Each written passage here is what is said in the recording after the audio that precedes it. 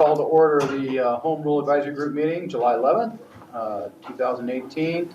And first check in to see who we have remotely here. Is US EPA on the line? Hi, yes, this is Amy Zimfer. Hi, folks. Hi, Amy. And how about California Air Resources Board? No one from Sacramento. SCAG? This is Johnny Raymond from the Air Resources Board. Okay, Johnny, gotcha. Hello, Dr. Lou. And was that Roshan? Yes, this is Roshan. At SCAG. Steve, we have Bill. I'm here. Hi, Good Bill. morning. How are preparations going for Summer Issue Seminar? We're ready for you. Okay, I'll be there Sunday night. Perfect. All right. With that, let's go around the room with introductions. Jill? Good morning, Jill Wynot, Chief Operating Officer, and I do apologize, I've got a family thing I'm dealing with, so I will be in and out when the phone rings for a couple minutes, but sorry about that. Sure. Philip Crabb, Legislative Public Affairs, South Coast. Larry Smith, California Companies. Bill Lamar, Executive Director of the California Small Business Alliance. Bridget McCann, WISPA. David Rothbart, Los Angeles County Sanitation Districts. Victor Figueres, I'm an Air Quality Specialist. Ann Scagliola, AQMD. Deborah Ashby, Legislative and Public Affairs, AQMD. And our council isn't here. Okay, we can get away with a lot of stuff. I see Mike Carroll set up here, but he's not in the room. So Mike's here. I'm Joe Liu, and the governor's appointee on the governing board. I don't think I have any opening comments for today, other than the fact that Anne, in her magical wisdom, has been able to secure a vegetarian option for lunch today. Yay. So Bridget doesn't have to starve. Thank Whoever else- you. Oh, I'm and excited. Woody's not here. Yeah, okay, it's all right. That's 7-Eleven Slurpees. Yeah, that's right. They are free today. Thanks for it being 7-Eleven, but yeah. Oh, yes, we have the interns. We might as well, since they've joined us. Why don't you go ahead and introduce yourselves? Hi, my name is Mitchell McMahon. I'm an intern in the Legislative Public Affairs and Media Department. Hi, I'm Kelsey Baez. I'm also an intern in the Legislative Affairs Department. Leah Philido, intern in the Legislative and Public Affairs Department. Great, thank you for joining us. I hope you can keep up with all the acronyms. But feel free to stop and say, you know, what the heck are you guys talking about if you want to. Okay, I think that takes care of agenda item number 1, and then we always check to make sure that we've got the minutes correct and take any corrections or additions to the minutes on item number 2. I always look to Bill because he reads them very carefully. Do you have anything for us, Bill? I scrutinized them even last night and even before the meeting this morning, and I find them to be in good order. Great, okay. Anyone else have anything? Members of the public? You don't have to identify yourself in a public meeting, but you're more than welcome to. Okay, without objection, then we're going to consider those approved and move on to agenda item number 3, which we get to Amy pretty quickly here, at EPA and federal activities. Yeah, thank you. I don't have a very long report here today. First off, I'm sure everyone has heard that Scott Pruitt did resign last week, and so Andrew Wheeler has the reins, and but it doesn't really make any change as far as Region 9 activities with Mike Stoker now our regional administrator, and he is fully in the saddle. He did have the opportunity to meet with Wayne. He met with a number of people in the South Coast area, and last week he did tour the ports of LA and Long Beach. So he's very interested in all of the work that is underway in the South Coast, and is particularly interested in emissions from mobile sources. So just moving on, a couple of things from the planning side. We do continue to work on reviewing the various attainment plans that are incorporated into the submitted air quality management plan. We're engaging with the district staff and CARB staff on some specific topics. I think I will share that I anticipate that we may be proposing action on the PM 2.5 plan sometime in the next 2 to 3 months. On the national front, a couple of things. The 2015 ozone standard 5th implementation rule is currently at the Office of Management and Budget for review, so that means other folks in the public can review that. We're going to be considering the South Coast versus EPA 2018 decision in our final requirements rule. So if folks have questions about that, I'll be able to answer them somewhat generally, but since the rule has not been proposed yet, we'll probably hold off on any specific discussion. And then lastly, on the planning side, I think I mentioned it at one of our last meetings, a big effort of our Chief Operating Officer, Henry Darwin, who comes from Arizona Department of Environmental Quality. He's really implementing the lean process throughout all of EPA, setting very rigorous deadlines for us to take action on permits, et cetera. And on the planning side, we've had a significant focus on how to reduce our backlog. So we've had a great liaison with the South Coast staff as we look at a number of rules that are before our office and how we can prioritize those and remove the ones that are have been superseded by other actions and so forth. So I do want to send a big thank you out to the staff on working with us on those rules. Then the last topic I wanted to just mention is with respect to technology advancement or incentive programs. The Targeted Airshed Grant Program, which South Coast Air District is a likely eligible applicant. That request for proposal should be out in the next month or two. And we're expecting around $40 million to be made available nationwide. And again, this focuses on assisting air pollution control agencies with projects to reduce air pollution in the nation's areas that have the highest level of ozone and fine particulate concentrations. So we've been working with the district on any questions that they have there. And the other RFP request for proposal that is currently open is to fund the tribal clean diesel project. And then just the last thing on the funding side that I wanted to mention that our DERA grant process our RFP has closed, and we've received a number of applications from the South Coast area. So stay tuned as we go through our decision-making process there.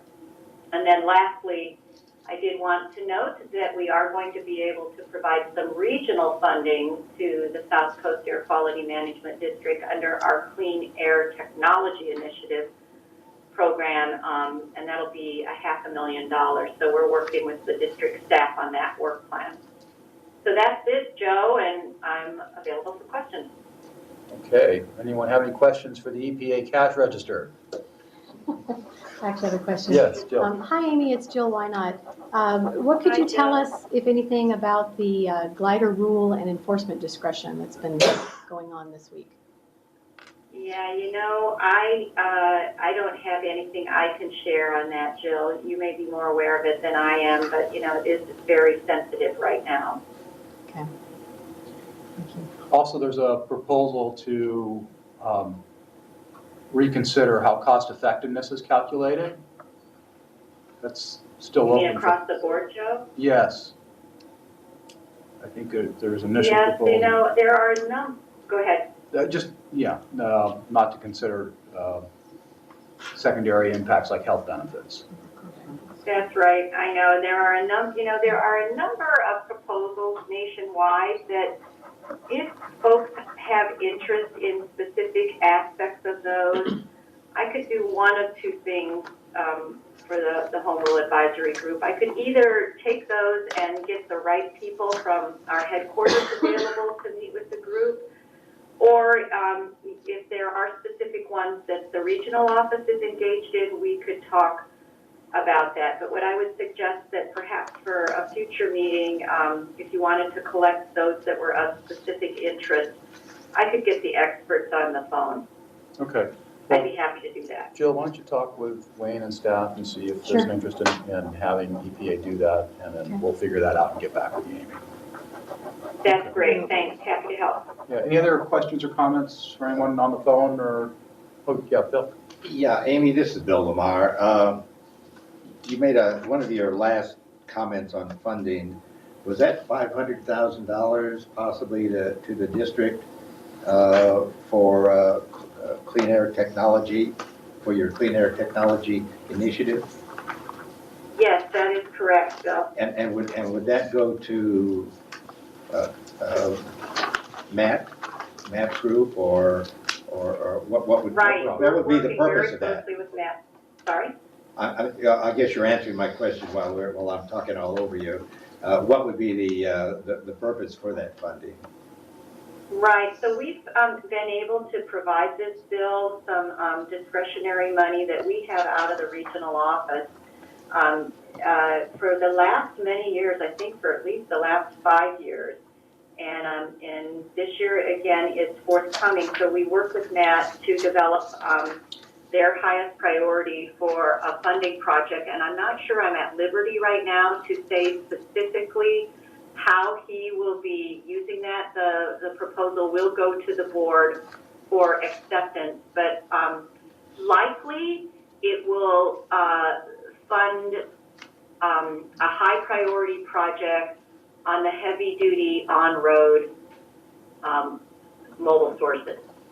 So I guess what I'd say is when they make a final decision on how they'd like to spend it, we'll share that with the group. But I'm kind of excited about the projects that Matt is considering. Thank you. Sure, thank you. Great. Any other questions or comments? Okay, thank you, Amy. Appreciate it. You're welcome. Sure.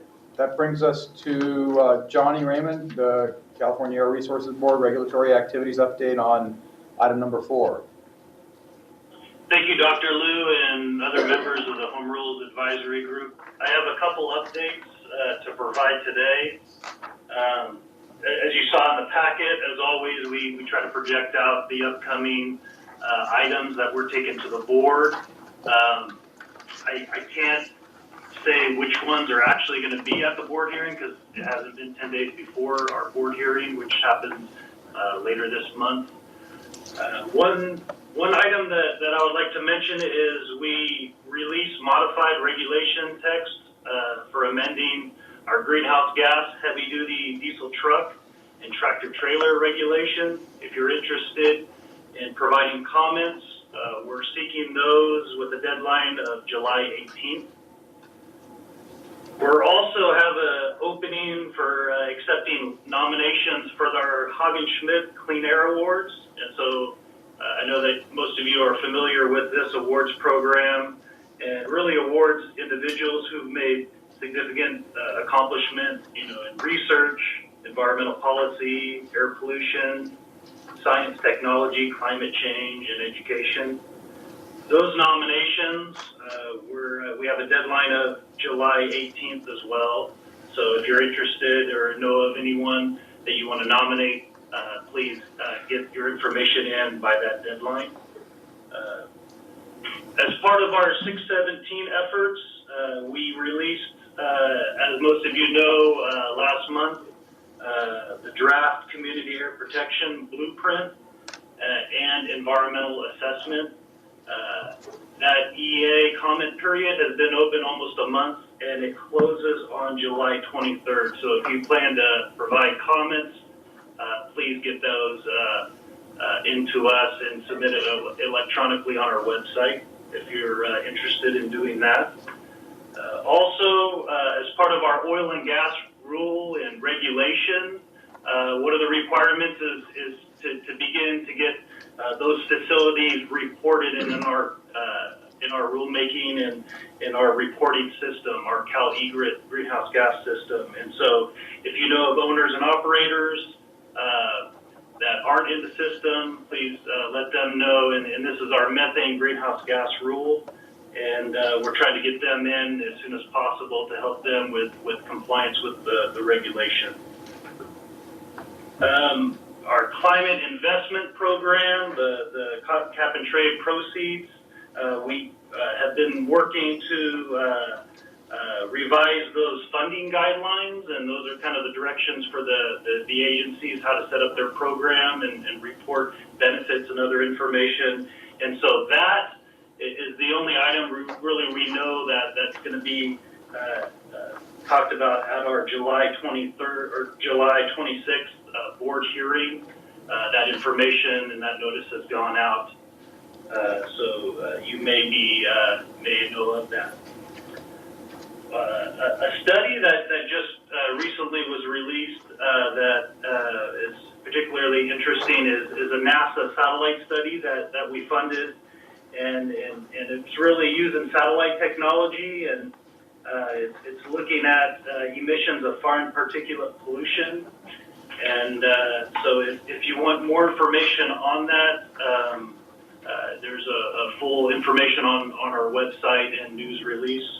It was focused on Southern California, taking measurements there, so it might be of particular interest to you down there in South Coast. Also, and lastly, I would like to mention, if you didn't see, in late June, we awarded $20 million, and from that was from cap and trade proceeds to fund zero-emission technology demonstrations.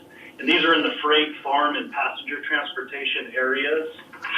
So some of you folks may know of that.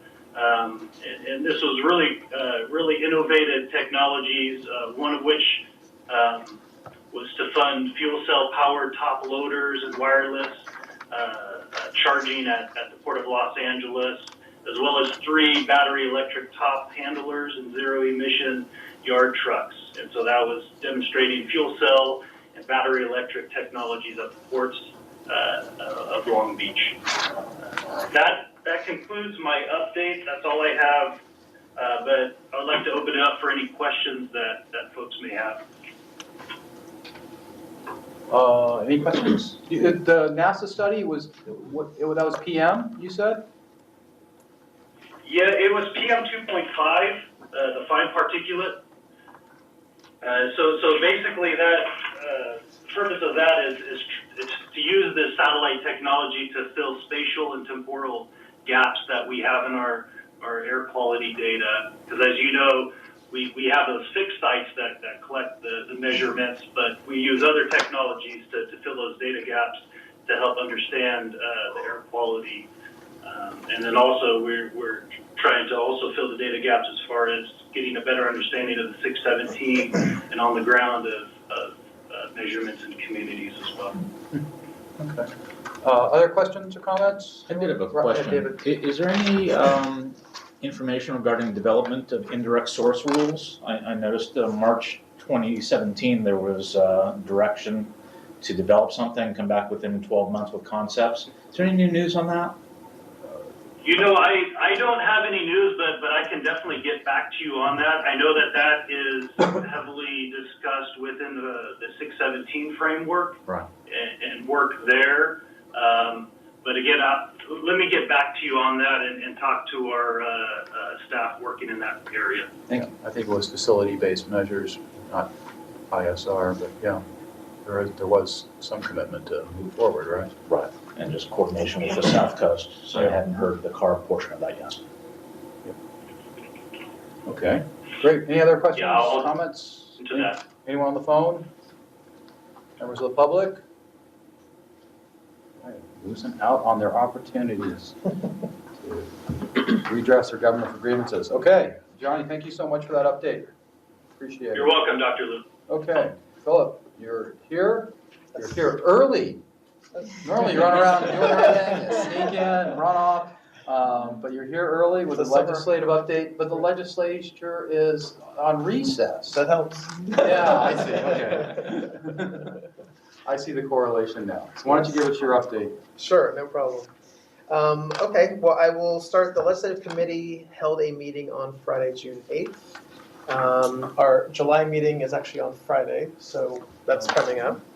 But on the federal side, there are federal written reports in the legislative packet that's available on the table for additional information. But it was also reported at the meeting verbally that the US EPA Science Advisory Board met in late May and early June and recommended to the US EPA administrator, former administrator, that the proposed rulemaking on CAFE standards and the pending final rule on glider trucks should be postponed pending a better scientific review.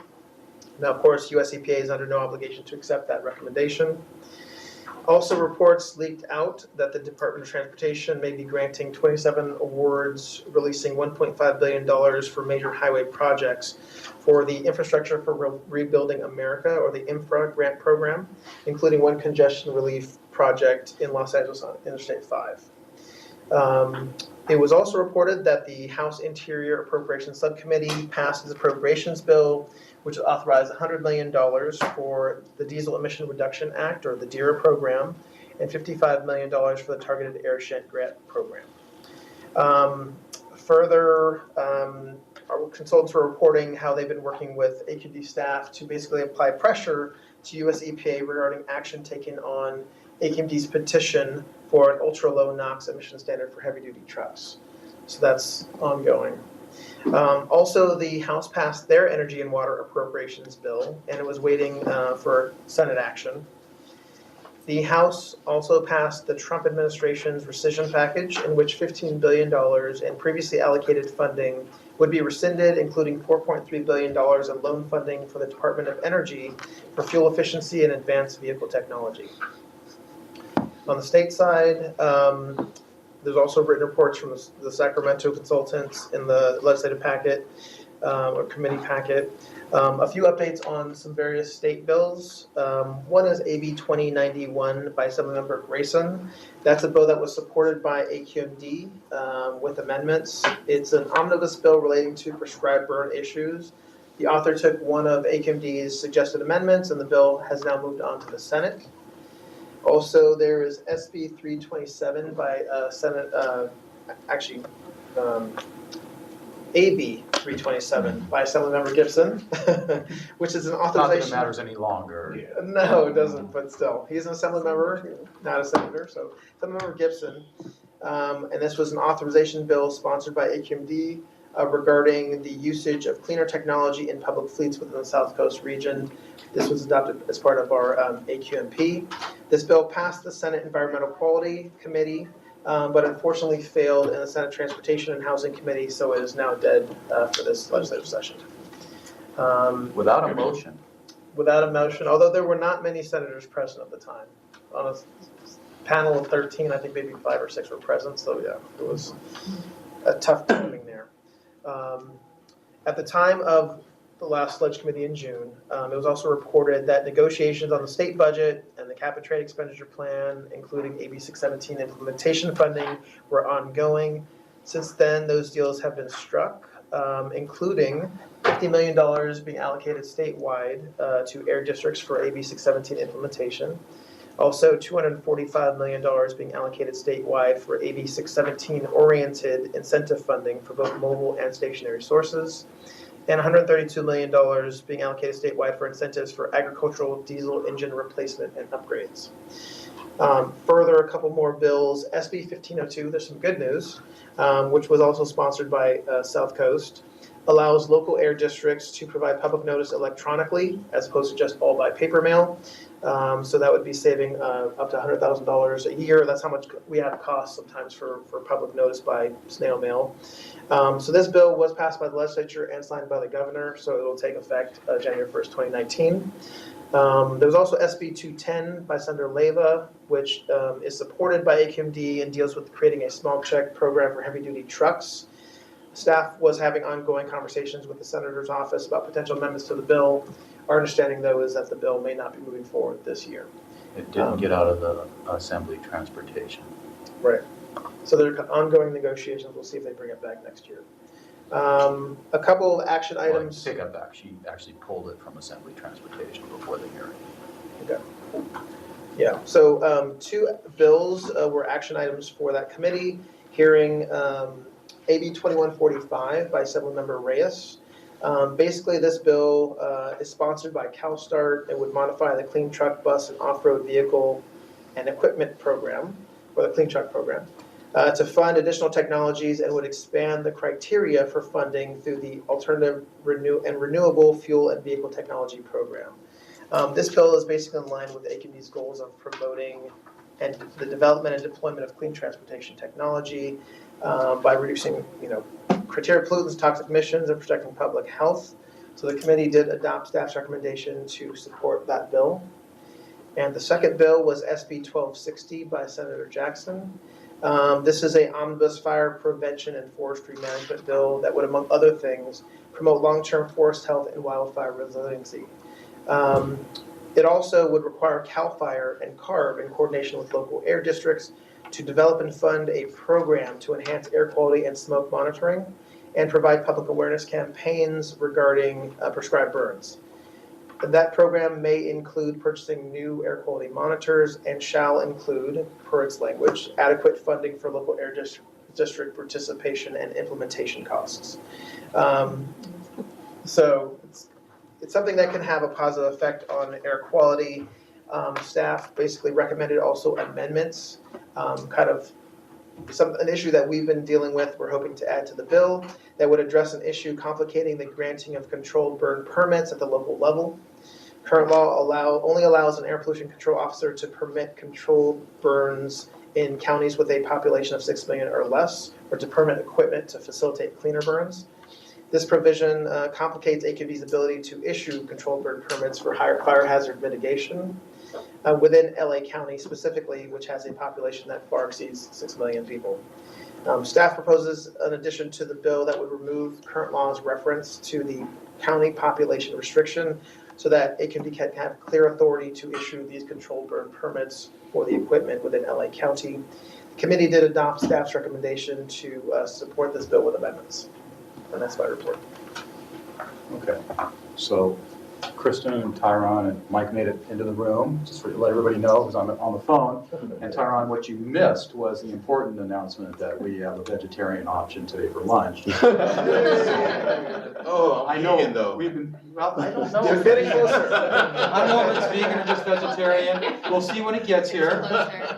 We're getting closer to being able to feed you, is what I'm Thank you, I appreciate it. And make some efforts here. Salads or, yeah. Yeah, we're hoping salad, right? That's good. Perfect, as Okay. long as it's organic. They're trying. I tell you, you appoint these people to the advisory committee. You're running all over the entire county looking for organic lettuce. Okay, so returning to our. Joe, you didn't actually bring any organic lettuce. Yes, if anyone's gonna bring it, it'd be the health officer. Let's get back to the legislative update and see if anyone has any questions or comments. And Bill, Lamar. Yeah, Philip, I have a meaty question for you. Meaty, okay, not vegan? The Jackson bill, SB 1260, you mentioned something about part of that funding would go for air monitoring. Yes. Would that be personal monitoring, and would that be monitoring in connection with CAL FIRE operations, or where would they be used, I guess? Yeah, I'm not sure, I don't know if the bill is specifically clear. It appears that the monitoring would be related to controlled burns that are kind of facilitated by the bill. So it's not for personal folks, I mean, it's gonna be for monitoring. The fire departments or? Yeah, I mean, that question had come Could up. be for us too. It may be, we may buy some of the more expensive, sophisticated PM 2.5 monitors for wildfire use, or it could be low cost.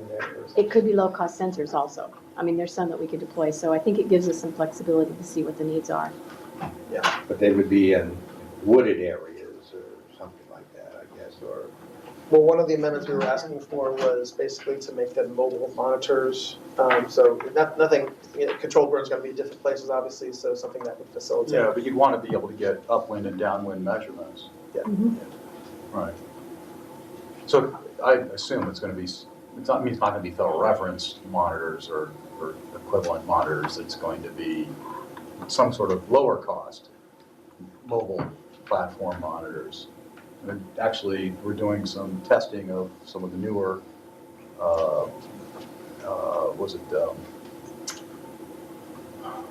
an updated version of one of the mobile, less expensive mobile ones. I forget the name of it now. Alpha? No, can't remember. Anyway, I know there's some testing Sticking in my going. brain, I can't remember it either. I think it does start with an A. Yeah. Dave? Question regarding AB 327, that watching the proceedings, there wasn't a motion. So by default, that fails and they cannot bring that back to the Transportation Committee. Is that the process? Yeah, it's a 2-year session. This is the second year. So any bills that die this year can't come back next year to reintroduce. There was a bill deadline basically to move it out of policy committee. Whether there's a motion that it fails or there's no motion, bottom line is the bill did not move out of committee by the deadline. So it dies by that process. There's no other mechanism to get and amend another bill? Not that it sounded like the chair wanted to go in that direction. There's always different ways to do things, but it's probably not necessarily what we're planning on. The smart money is that it's not getting through this year. Yeah. Larry? Good morning, sir. Back to the controlled burn monitoring. The intent and the purpose, do I understand, to control those burns, reduce their sizes, shut them down if there's some particulate matter that is unhealthful? I'm trying to figure out what the monitoring of that is going to do once the permit has been issued to control burn, and then what happens after the monitoring is put in? Well, what I've started to learn going through asking some of the experts on this, I know, for example, open controlled burns can only be done on certain days depending on the air quality levels. This bill, the amendment that we're seeking, is really for us being able to permit certain types of equipment that can allow for cleaner burning. It's not just an open burn, but there's actually equipment, and you put the debris and things that you're burning inside this equipment to help reduce the emissions that are coming off of it. So it's a way to just to reduce emissions from those controlled burns. Yeah, but the question really is monitoring for what purpose, and I'm not sure. I mean, it might just be for informational purposes. And also for learning too, because these low-cost devices aren't being used for enforcement purposes, but they could be used to educate us about the conditions or, the things that we're putting in the permit and whether things might need to be changed in order to mitigate PM emissions and so forth. But that's a really good question to Sounds reasonable what you're proposing there. That I think if we're going to do controlled burns, we at all costs want to make sure we control as much of the particulate matter as possible. Right. And so what we can learn to do that. I think it's good. Right, and so you can kind of monitor how much pollution is caused by the controlled burns, but it wasn't clear by the bill if this could also be monitoring emissions from wildfires in general, or if it's really just the controlled burns, or how it would work. But either way, it could provide data. Well, the current wildfires are certainly popping up on some of those purple air devices. Yeah. Oh, sure, Jeff. Sure. So I just wanted to mention on the funding for AB 617, it's actually really great news that there's going to be $50 million statewide. That's for this year with the intent to do that again next year, but we weren't able to secure a sustained funding. So it makes us a little bit nervous because we're going to need to hire a lot of people, we need to buy a lot of equipment, et cetera. And, we're hoping that this will be something that's funded in the future, but so far it looks like $50 million for the state for the next 2 years. But we don't know what our share of that 50 million is yet. No, there's going to be a lot of arm wrestling and other things too. We expect to see a similar share of what we got to the original, and so we're expecting it to be in the neighborhood of $20 million. But there are other small and medium districts that won't have first-year communities that will be vying for that money in years 2 and 3 as well. So, it may be a little bit less than that depending on how things go. But so that's just kind of one thing to keep in mind. Jim? Yes? Yeah. I was up in Sacramento a couple of weeks ago at CARB, and we were talking about the same thing, but what's really behind the reluctance to give a sustainable flow of funds? I don't know that I have the answer to that question. I mean, that you No, I can say don't know. publicly, I guess, but I just don't know. what seems to be the reluctance? I would suspect that that's a lot of money, and so they want to see that the program's getting implemented properly and Well, successfully you can have before checks they. and balances, and you'd expect that I agree with you. in any program, sure. And there's going to be lots of audits and oversight, so I really don't know. Maybe It we need seems to me to. like And the money's tops Money's going to the Air Resources Board, and I think the legislature is a little skeptical as to how much, lead on the leash they want to give the Air Resources Board on things, even if it ends up in the district's hands. Maybe they don't trust the districts either, but the legislature wants to hold the purse strings. It's their right. And there was some positive I mean, it was technically a 2-year deal, although since the budget is an annual budget, there's no 100% guarantee that the second 50 million for next year, Right, you can always, you need always be to, lost. yeah, it's not locked in. Is that Fully. what you meant, Jill, about with the intention of Exactly, additional yes. funding from next year? Yes. So, but I think there was a recognition that, you know, this is an ongoing, there is no sunset to AB 617, so there is a need for funding now and in the future. So we're going to keep on trying to push that message. And the other item that I wanted just to bring up is that on the legislative committee agenda for Friday, there's going to be a continuation of our discussion of possibly seeking legislative authority for a 1/4 cent sales tax to help support the AQMP. So that'll be an interesting discussion that many of you will be cluing in on, I'm sure. Okay, great. Any other questions or comments on legislative update? All right. Joe? Yes. So I understand that there was an attempted raid on the Carl Moyer Fund that was somewhat resolved, but there was a action to take money from the tire fund that goes to pay for Carl Moyer and ship that money to the Department of Fish and Wildlife. That occurred, and it was backfilled with GGRF money. But my understanding is that while that's okay, the difference is that the tire fund is a continuous appropriation where GGRF is allocated every year. So we did take a little bit of a hit on Carl Moyer. Well, actually, our understanding is that the original proposal to divert money from the tire fee to Department of Fish and Wildlife and to back it up by cap and trade money did not happen. Yeah. There's a different source of money coming from the tire fee, not affecting Carl Moyer, that I think they tapped into. And so we were able to preserve that funding going to Carl Moyer for this year. So that was a successful Yeah, one. Bill, that's what I had heard too. So that was a success. Okay, thank you for clarifying, because we were concerned about that. Yep. Okay, any other questions or comments? Any members of the public? Okay, great. Thank you, Philip, for that update. And that brings us to Bill Long and the update on litigation and related EPA actions. So litigation update.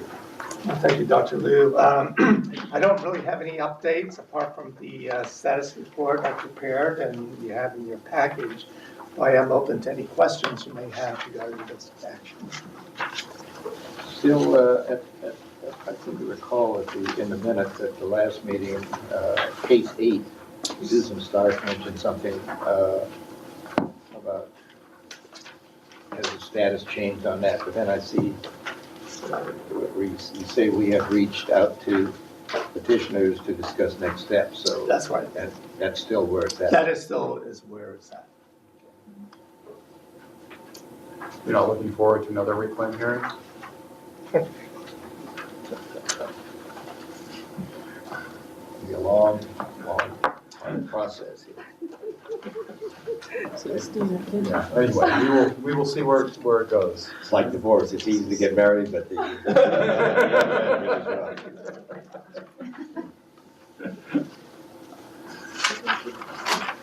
Okay, so any questions, comments on litigation? No, anyone on the phone, members of the public? Esteemed council, thank you. Okay, we're moving right along to item 7, which is why Deborah's here. Because this is our special item today, which is a question actually that Art Montez, I think, brought up, and he's not here today, but on community outreach efforts and what's going on here at the district on community outreach. Oh, great. Which means we have a PowerPoint. We do, Yeah. and I'm going to be sort of an accordion today. How long and how short? And Well, you can go until lunch shows up. You have plenty of time. Oh, good. Okay, and then I'm counting on the interns to. Oh, sure. Dr. Liu, that was my question. Thank you. Well, I appreciate having the opportunity to provide you with an update. I understand you had one last year that pretty much covered 2016. So I'm going to cover a bit of what we've done in 2017 and give you a little bit of what we've done so far in 2018. I wanted to start off with a bit of an overview for all of you that don't know all the parts of our department, the Legislative and Public Affairs Division of AQMD. There it goes. And it just kind of helps you understand how much we are connected with the community through our different functions of our division. And as you know, Philip comes and talks to you about the different federal regulations, legislation, and state and so forth. I'm part of the group that does the local relations, the geographic outreach, and there's also staff that assigned to environmental justice. We have a public advisor and small business assistance program, media relations, graphics, and then our communication center, which I added in to make sure you understand. We have people, a really good team of people that answer our phone and respond to complaints. And then we have a great program of visiting dignitaries and speakers bureau. And we actually had a request recently for a speaker to a group, which I outsourced to our interns, and they did a great job speaking to this group of young people down in Orange County. So we really we also are very much connected internally too, the different divisions of AQMD. So we provide a lot of expertise and assistance and outreach for those divisions as well, and also with government agencies throughout our region. Oops, whoops, I hit the wrong thing, sorry. I'm supposed to hit this. Can you hit the wrong button? Okay. All right, we have in our division our team is 8 staff, 2 of which are in the back heckling me. And we are assigned to specific geographic areas, but we also support each other when we have big efforts in each other's area. And so right now we have 4 assigned to different areas of LA County, 2 in Orange County, 1 Riverside, 1 San Bernardino. But we do back each other up as needed when we have, specific issues that arise. Our group is kind of the eyes and the ears of the community, and we report that back to our management, and we developed strategies based on that. We regularly attend city council meetings, councils of government meetings, board of supervisors, all sorts, anything that connects us with either government or the community groups or education. Oops, sorry, I'm used to my own computer. Now you'll recognize, Mitchell's gonna smile because this is last year this is making our point about our outreach to city councils. Mitchell, one of our interns, actually was on the agenda, and it was a speaker providing an AQMD update to actually where he lives, which is Lake Forest, or lived in Orange County. So that I knew you'd get a smile. I added that in this morning. Oops, okay. So this is just a busy slide, but it's because we're a busy group of folks. But this is just examples of our outreach last year.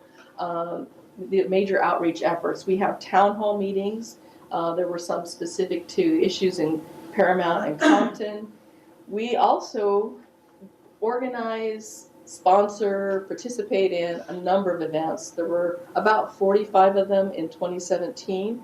The ones that we actually do ourselves were the Clean Air Awards, the Martin Luther King and Cesar Chavez events, but we also participate in other major events and symposiums. And then, as I mentioned, we have the Visiting Dignitaries and Speakers Bureau, and we had 35 requests in 2017 for that.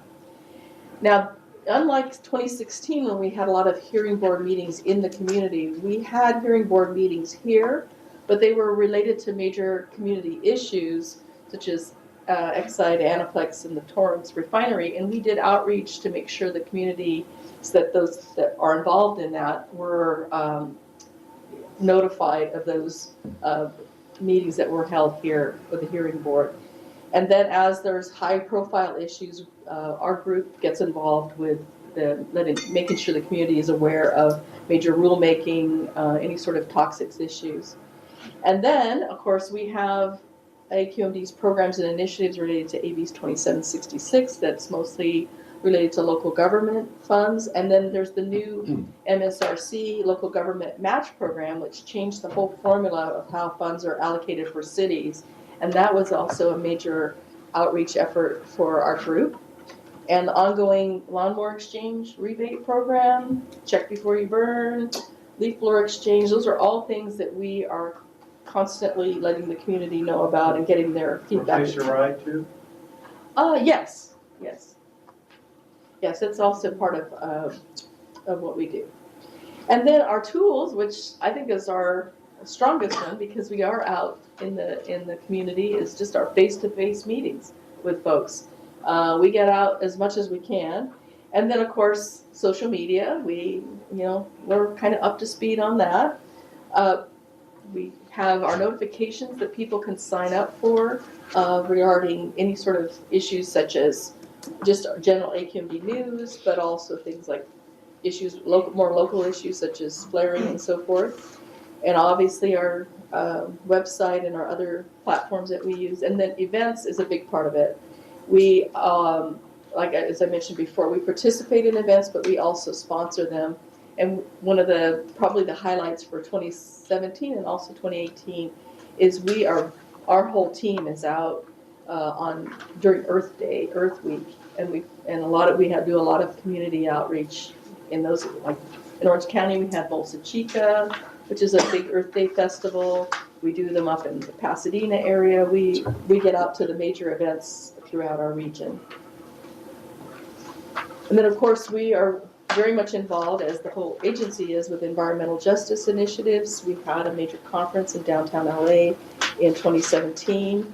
We have the Environmental Justice Community Partnership workshops, and as well as advisory council meetings. And then we have, of course, the Environmental Justice Advisory Group, there were 4 meetings in 2017.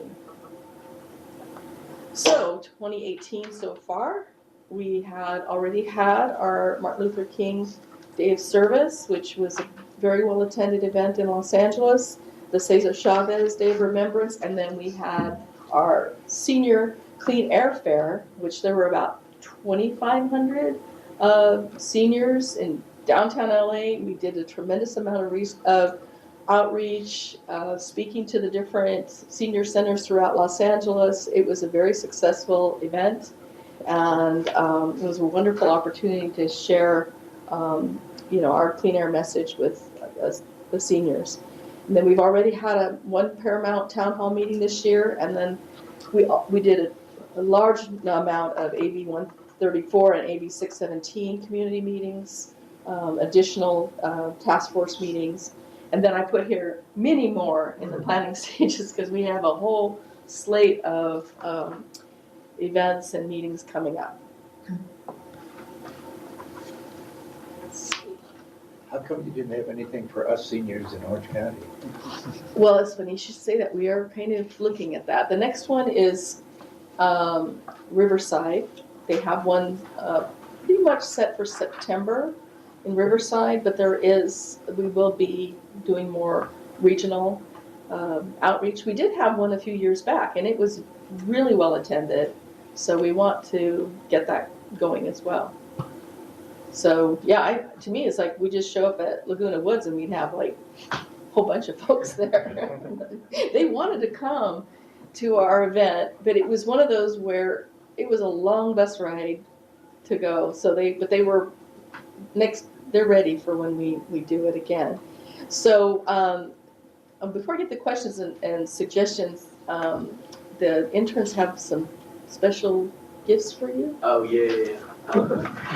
We've already got some banners. This is one of our community outreach tools, other than outsourcing to interns that go to our meetings for us. But yeah, this is kind of an easy way to disseminate information. Show them how it works. Yeah, I know a lot of you guys are already AQMD employees, but kind of pull it out. You got 10 things you can do to clean the air. In reverse, it's in Spanish. They did a really great with the kids in Orange County where they had them, who wants to read them? And there were some kids that were a little challenged with reading it. They weren't real secure with English, and so it's Spanish on the back. So they were reading it to us in Spanish, and that was super cool. It was a really nice moment. See, now you know how to do that, you can't stop it, play. I know. It drives me crazy about these things, I'll sit there. I had this idea I in, started playing with it. junior high. I should have patented it. Yeah. I didn't know the answers to a test, and I said, you know, you get notes in a pen like this. It's like, Makes noise. okay. So, Awesome. I'm open for any questions or suggestions or comments or. Ron, go ahead. I have a question. One of my comments, one of our last meetings was me finding out what outreach are you guys doing in my area of town, which is South LA. Uh-huh. And I'm looking at some of the events that you guys have done. I mean, I heard about the Martin Luther King one, the Cesar Chavez one, but the complaints that I get from my neighborhood council, which is Southwest Empowerment Neighborhood Council, that we don't hear anything from they didn't even know what AQMD was, first of all. And a lot of the South LA neighborhood councils didn't know. It's over 98 neighborhood councils or more. They didn't have a clue what we do here, what you guys do here. But, I don't represent the company, but I do explain this is what you do if you call, if you smelling paint from a paint shop next door. And actually, we have a lot of people that are fortunately doing that now. They didn't know that they had a voice, and it's not a 911 situation. So my question is, what type of outreach are you guys doing in my neck of the woods? I mean, I see this, but I still don't see what you guys are doing for my community. Right. Well, we do, I know that one of the things that we discovered when we were out doing outreach for the senior conference in Los Angeles is we were, a lot of our efforts were in South Los Angeles, and we got that feedback a lot from the seniors that we would speak to. So we realized that, we do need to get our message out more. Any suggestions that you might have for meetings that we should be at? We have an outreach person that's assigned to that area. Okay. And we'd love to have any sort of feedback that you have as far as where we should be. So how would you? I suggest would, that you guys come out to the neighborhood councils. Right. We meet once a month. Most of them are in the evening, of course. I'm sure those are off work hours. We work a lot of evenings. But, like I said, I told Dr. Lou before, I said, we will help you get your message out for free. That's a part of our commitment to being on the neighborhood council. And how do you get on the agenda for the meetings? Call for our neighborhood council. You can call me. Here's my business card. Okay, great. I'm sorry. Just let me know. It's easy. You can call and you can look online at the neighborhood council, different websites.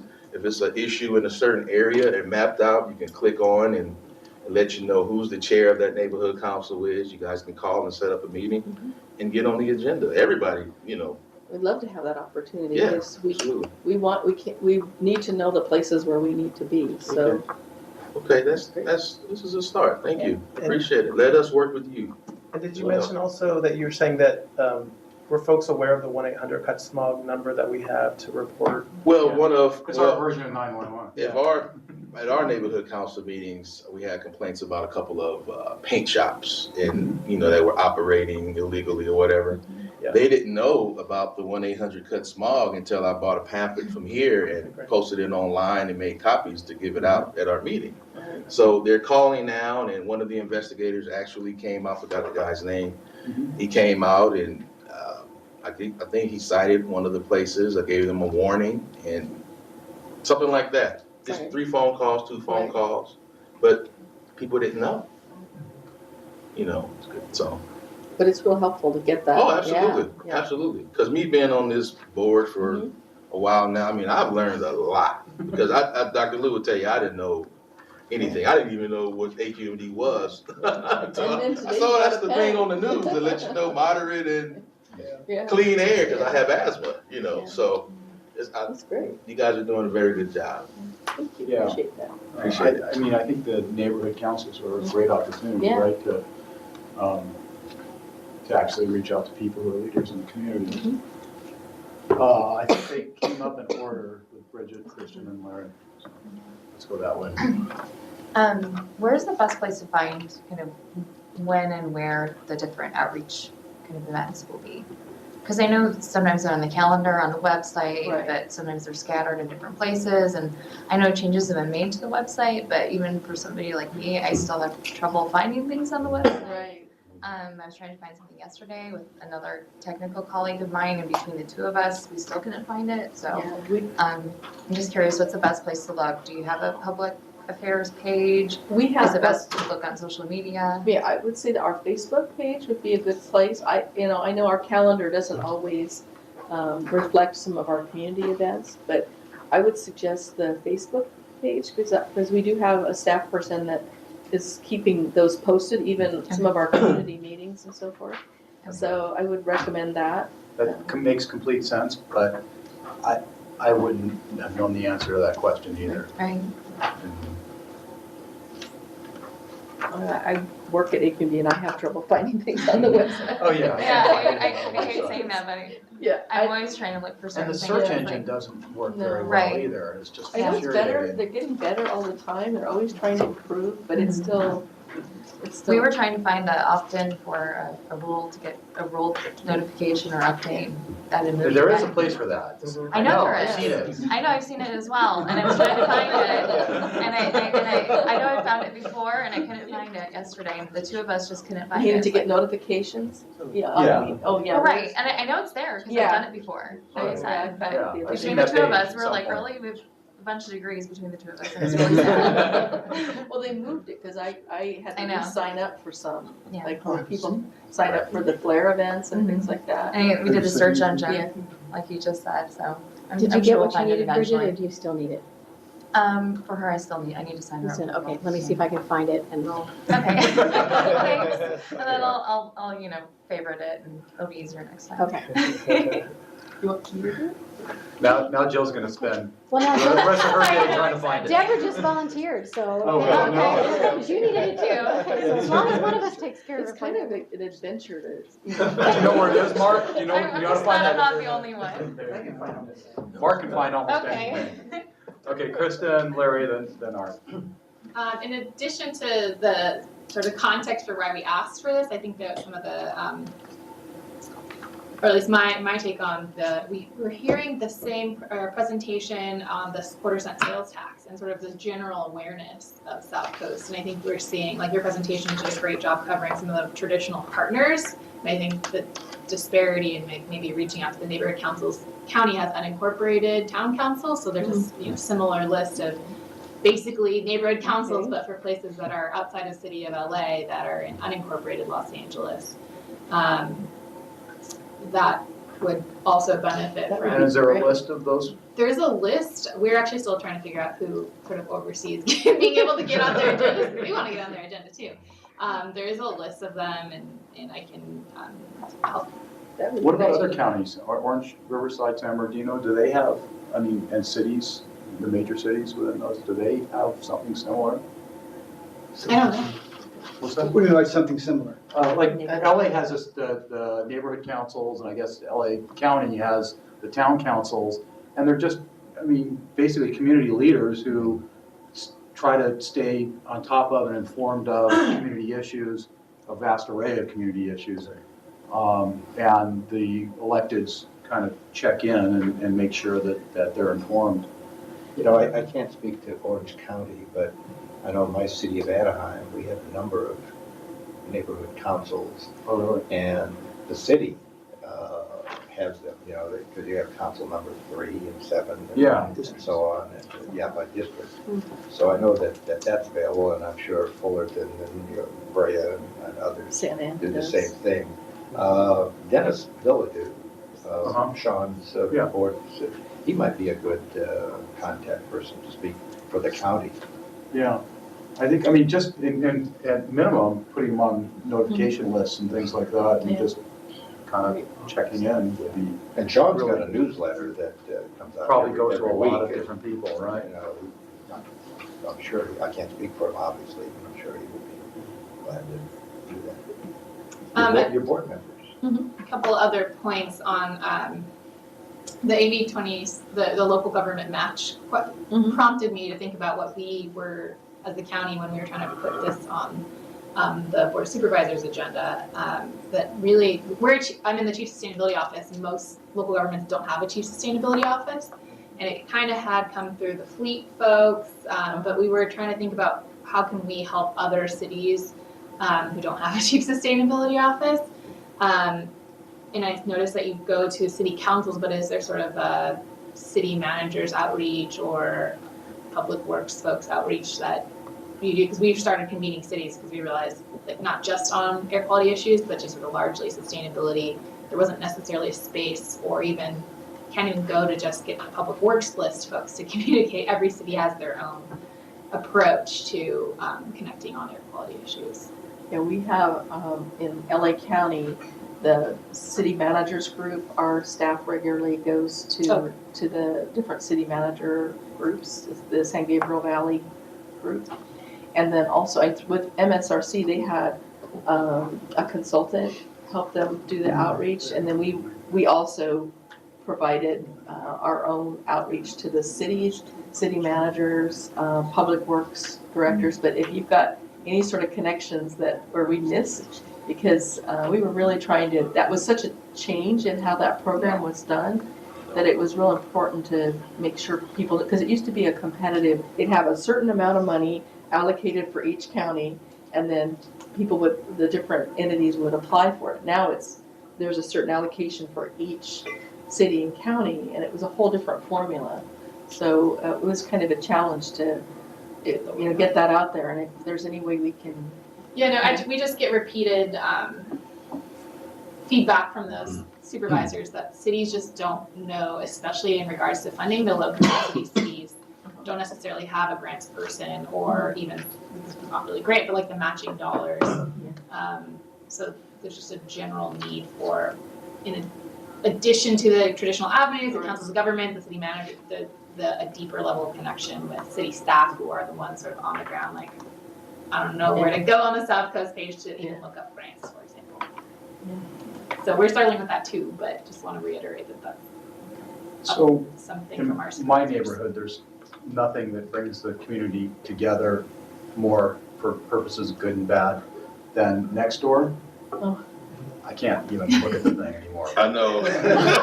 But, I mean, everybody seems to be on it. Right. And have, there's an advertising function capability. Have we thought about spending a few advertising dollars to using Nextdoor to just let people know we exist, have them follow us on Facebook, Twitter? I know that they've talked about it. I know then. I'm really curious as to what it costs to advertise on I don't Nextdoor. know, but I'll definitely. I know we've had discussions about it. You can get really specific on the neighborhood you target.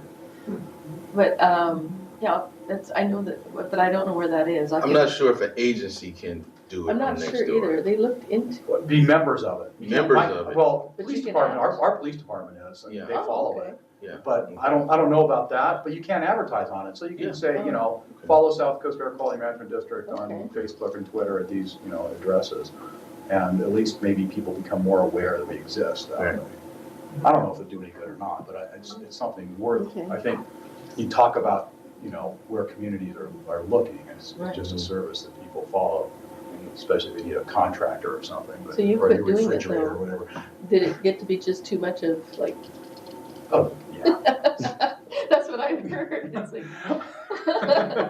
Yeah, I mean, I graduated high school 40 years ago. I don't need that part of my life, but, some people love drama. Yeah. Okay, I'll give you the example. I think for the Super Bowl, you can do polls, so I put up a poll. This was the last time I looked at, I actually, posted anything on there. I said, are people looking forward to the game or the commercials? Choose one. It turned into this giant controversy. I swear, it was just crazy. I was like, oh my God. It was an instant little question, and then it became, yeah. Anyway. So what you thought was interesting? Yeah. I'll just be cute. Yeah, I'm just looking on their webpage, and it says, can I advertise on Nextdoor? And they're beginning to test sponsored content.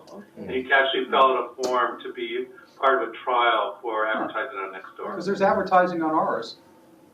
And so it sounds like it's a trial basis. Oh, Yeah. okay. Anyway, Larry. So there's a form. if you just go to nextdoor.com, you can see this form that you could fill out and see if they'll accept you as advertising.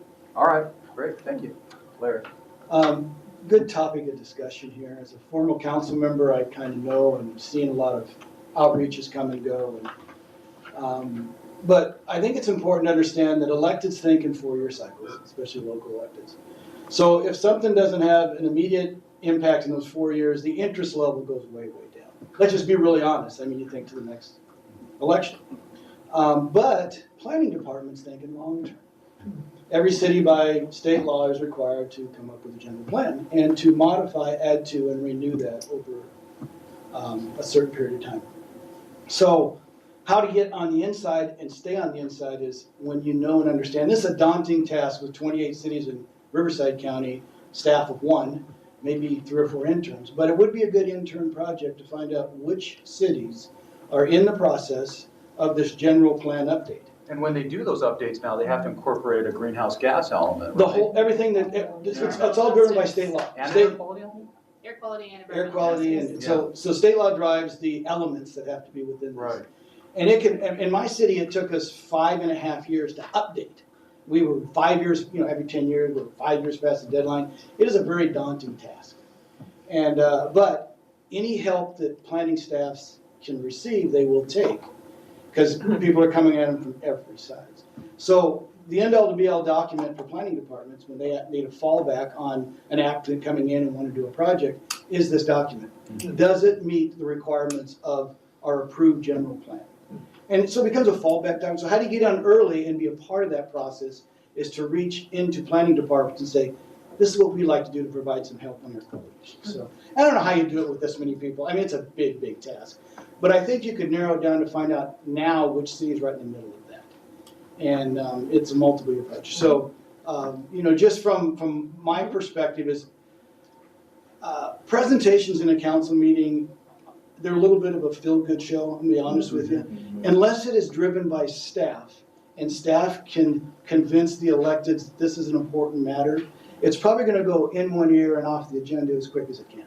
Because there are those typically bigger, pressing, immediate issues that are gonna take precedence to get the attention of council members. So not that it's a bad thing, and I think it's important. I was in City Hamlet for 6 years, 2 years planning, 4 years on the council, was the mayor, tried to drive all sorts of things. Never remember anybody from Air Quality coming to me, but that's okay. It's 28 cities, and it's, a staff of 1 I see here. But would I remembered it?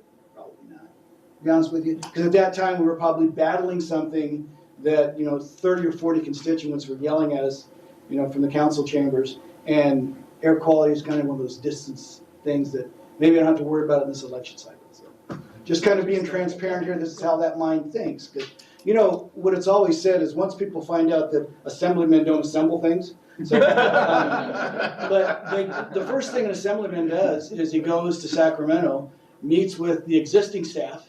He doesn't bring in new staff, maybe 1 or 2 members. And his next meeting is the re-election campaign. Because they run in a 2-year cycle. So you got to realize the next meeting on Tuesday morning is, okay, where's my re-election committee? So if you think in those terms a little bit, that this is long-term thinking when you talk about air quality. It's difficult to get their attention unless it's a short-term item. So. Can I elaborate on that very quickly? I'd say that the Office of Planning and Research has probably got a good handle on which cities are updating their general plans because there's a lot of new requirements in general plans, and I think every city staff person who is doing it needs their help, so they've probably reached out to OPR. Yeah, and it's been a long while since we've kind of taken that issue on, but we did have a model air quality element at one point in time, 15 years ago maybe, right? So I haven't looked at it for quite some time. I don't know how it would look relative to Probably today. out of date. Yeah. Yeah, maybe we should take another look at that. Art? Well, let me just speak to the truth here. Uh-oh, too much truth could.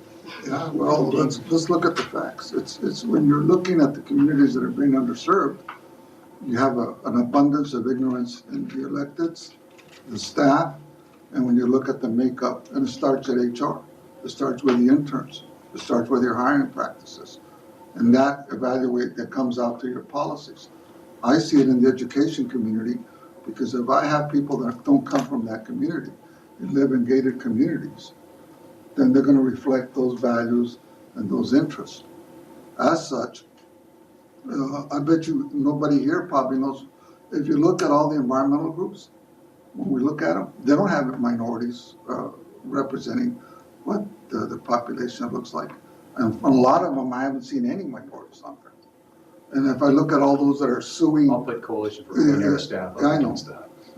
Well, you're in an unusual area because, you know, if you look at, and let's take a look at your area, because I've worked in your area. Your area is high minority, high toxics, but you have electeds there that got elected with the change over the last 20 years that have brought those issues. Did those issues change 20 years ago or 40 years? No, they were there. But why didn't they get addressed, Joe? When did they get addressed? They got addressed once the electeds got changed. And those things are occurring when you talk about Orange County. Orange County looks like what the federal government looks, it's a state of chaos. If you look at every board member that served on the AQMD and some that have, it doesn't really represent what the county looks like. Now, what does the county look like? The county has the largest immigrant community, second largest immigrant community in the nation. It has the largest growing minority, second largest minority community. Does it have the representation? No, we've had to go to court on redistricting because I also represent, as you well know, I do redistricting and I do other stuff. And I sit on a school board. That's what I was right now. We were doing a thing with a fire station. But you got 80% of our community works in the service industry. They work 1 or 2 jobs. The 80% of those communities, 70% of those households, this is a study about 20, 30 years ago with Naleo. And that's one group that you guys need to get a touch of. Nobody mentioned the elected associations, whether they be the black community, the Asian community, or the Latino community. I sat on some national task force 10, 15 years ago on health. And the same thing occurs whether here or in Buffalo Springs, Texas, or in Iowa, or in Minnesota. We got the same issues across the board. We don't have representation on city councils. We don't have people that are on city managers. So and they're either on city councils, either the tail wagging the dog, or the city council is totally ignorant, and you've got a lot of infighting, which is normally it's city manager run or clerk run. So those are driven there. And we've never been able, it's been hard for us to break into that management role. So it's hard for us to put those type of policies. We've had to force it through litigation, adjudication, and such. And as you can see, the immigration policies of this administration follow the same environmental policies that they do. It's a total state of chaos. And if they would probably deport me tomorrow if they could. So when you look at that statistical data and you look at Orange County, I have no hope unless we got a little litigation facing that board right now with the federal government. We have a pending litigation. They're number 1 on our list. When you look at the leadership of all again, with those advocate groups, the leadership doesn't really represent the communities that they serve. As a consequence, I see the same policies where it comes where the remedy is fixing the hand that hasn't been and they're amputating the wrong hand a lot of times. So, and you've seen that, Joe, where, the remedies for stations and the other stuff go to Santa Monica or Irvine. They don't go to the areas that are compacted. Why? Because we don't show up and nobody notifies us. So one of the things that you need to do is look and start outreaching with groups like NANEO, NULAC, and MALDEF, and others. Now, a lot of us can't advocate a lot of the other stuff because we're just looking for the basic right to work, to go to the workplace, to even pick up our kids from school without being deported, or even coming home and finding that our parents are still there and they haven't been deported. We're still fighting language issues. But there's no reason that this agency cannot put forth policies that would bring interns. Because when I look and I sit down with private industry is open to work with us. Labor is open to work with us. And we're forming those partnerships with the private industry where you would think in a democratic process, the other ones, but why does industry understand that? Because they understand that they need allies like us in order to push forth the growth and development that's rational and reasonable. And a lot of time, we don't have that balance. I have either somebody that has two left hands or somebody that has two right hands. And their intent is to choke themselves or choke somebody else. And as a consequence, nothing ever gets done. And when I look at legislation, they hand me off to some young intern that just graduated from graduate school, good graduate school, Stanford or Berkeley or something. But they have no common sense of what the world looks like. So one of the things I think you need to look at is the demographics and look at where the problem, the thing is. You need to start working with the schools, with innovative programs, and we're working with that in the schools now to put some of those programs. But I need support. I got LCAP, I got some of these other things, but I got a board that's now reflective of what the district, in our district, if you pull up the statistics on my district looks exactly what the state looks like, demographic. I think down to like 1 decimal point, socially and economically. I would say right now you start doing, looking at your HR here, and I think people before, when they look at the outreach, they ought to start looking at their own house. I think you need to look at your internship programs. I think you need to look at those programs that are there. I think you need to also question your board members. I've done that. Sometimes my friends that are set on this board don't like that, but sometimes you got to go hit them with the truth when they legislate, especially in some areas that they have to take care of their own toxic. But like you said, the first rule when you go to a meeting with people, they say the first thing is to get reelected. That's your first priority. Not the other serving the community, is to get reelected and start raising money. That's the first thing they look at. And then the next one is they start looking at the mirror. They see themselves as the next assemblyman, councilman, or governor, or whatever. But I think unless we start doing something here at AQMD and showing the model here and the platform here, and you've done good work, this when it comes to litigation and holding your own, and I think with EPA, because if you look at those communities, and I know you can't serve it because the feds control 50% of the cleanup, and that's the port and the railway centers. I mean, you look at Long Beach and you look at our communities, those are the things that we look at. And I think you need to look at organizing and educating those groups. If not, then I'm going to have either people too extreme to the right or too extreme to the left, and there's nobody going to be there to do the work in the middle. And that's what I've seen. At the end of the day, somebody's got to put the building up. You can't be arguing about the color of what it's going to be like. And that's irrational. And right now, we're pushing forward to work with business to develop those jobs and to develop those platforms. Because, we gotta have energy. We gotta have vehicles. We gotta have those things. And one of the things, like I talked to you, Joe, is I think we need to start, we're pushing legislation that it requires energy efficient cars for every government agency that doesn't pay the tax and doesn't pay like the rest of us do. And where are those pools, those car pools located? They're not located in Irvine. They're not located in Beverly Hills or West Hollywood. They're located in areas that you live in, Joe, and you, sir, that I live in. They're located in those communities. And when they rev up those engines, those are the communities again. So I think that's what we need to look at. I'm glad you put this on the agenda, and I'm hoping you put that other thing you send me the thing on the cars.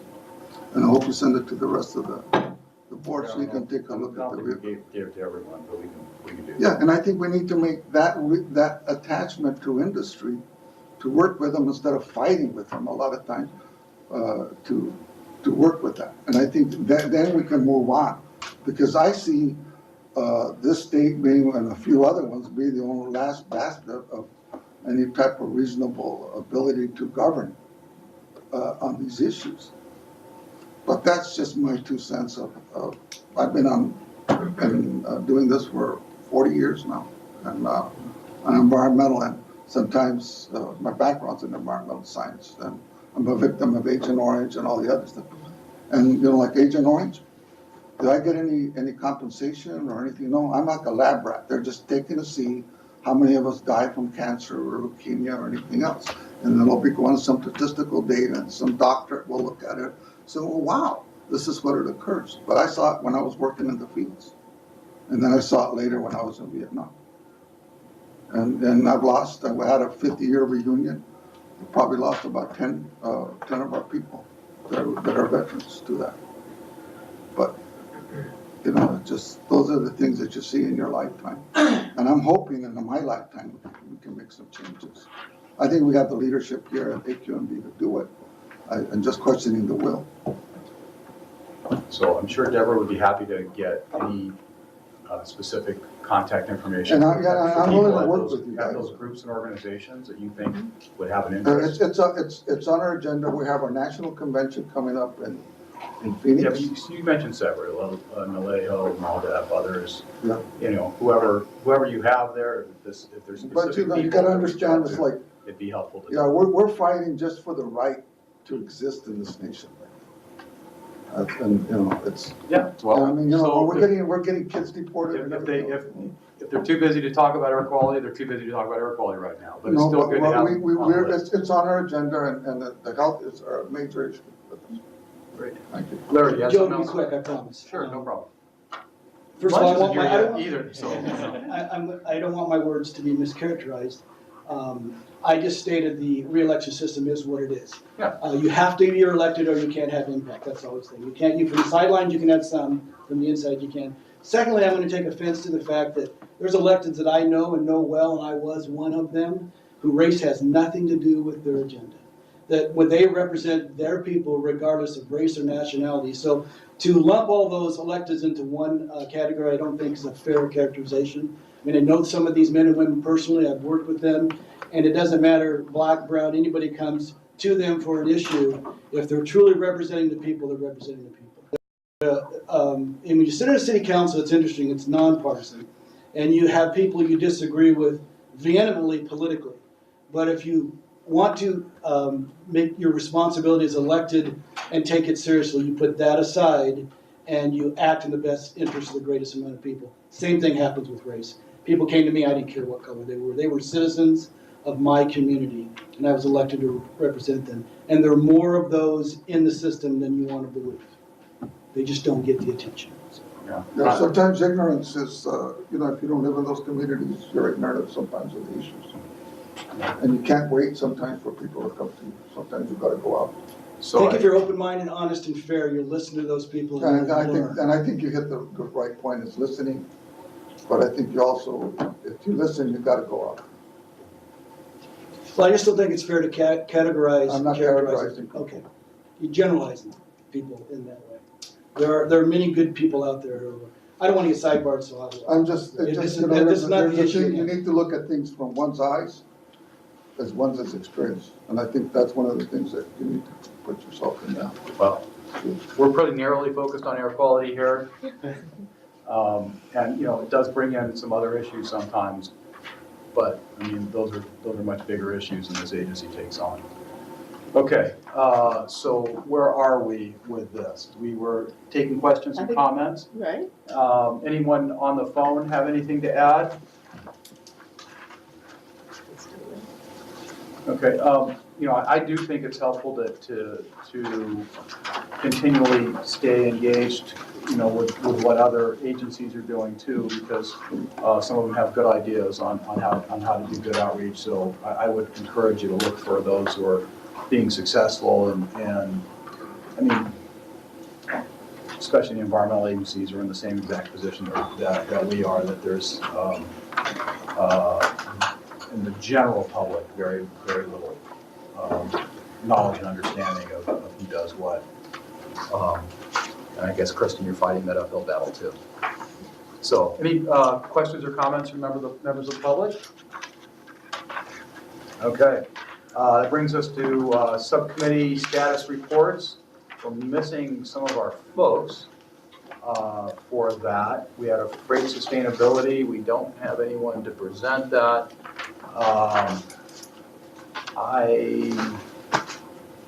It's just a bunch of ongoing processes. I'm not sure there's anything pending right now in freight that comes to mind. but there will be a lot of rules and regulations coming up the Air Resources Board over the course of the next year or so. Have to do with freight. And we, of course, have been supporting some innovative technologies on the freight front. We hope to continue to do that. Small business considerations, Bill Lamar, you are here, so we can get an update on that if you have one. I've been busy. Have you? It's summer, you're supposed to take it slow. Go to the beach.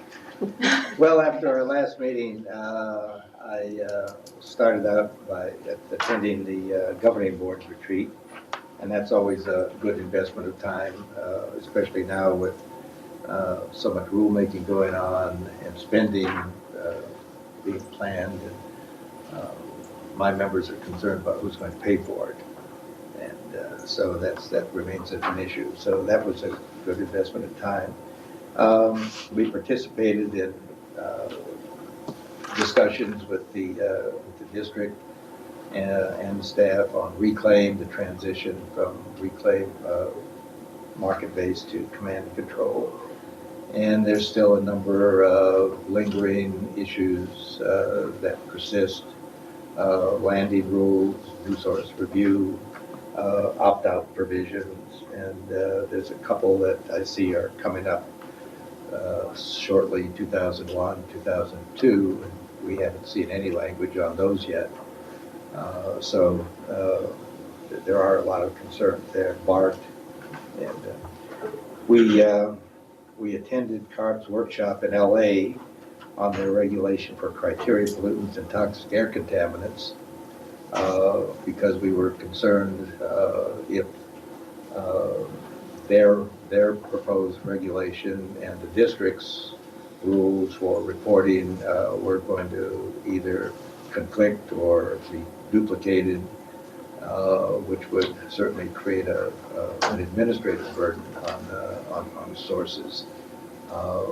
It was fortunate, I think. I don't know if anybody was there with me. I know Lauren Nevitt was. Ian McMillan was attended that, although he was a panelist. But he said that, I believe he said that the district was going to stick to its current reporting schedules and reporting requirements. So we're hoping that the two agencies will resolve any conflicts or potential conflicts. But we'll see. The devil's in the details there.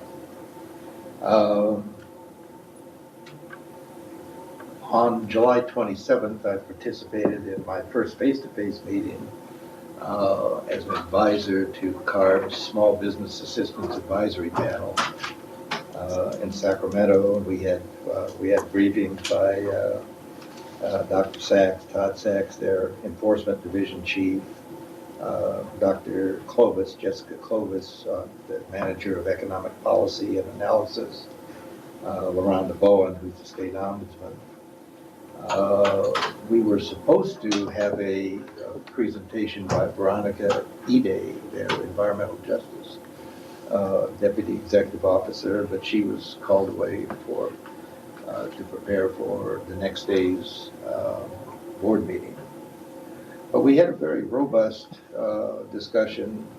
I think we were there a good 5 hours or so, 4.5, 5 hours, on AB 617, including CARB's recently released Community Air Protection Blueprint. And for anybody here who hasn't read that, I would urge you to download a copy of it and read it because it certainly is going to affect everyone here, at least on the industry side.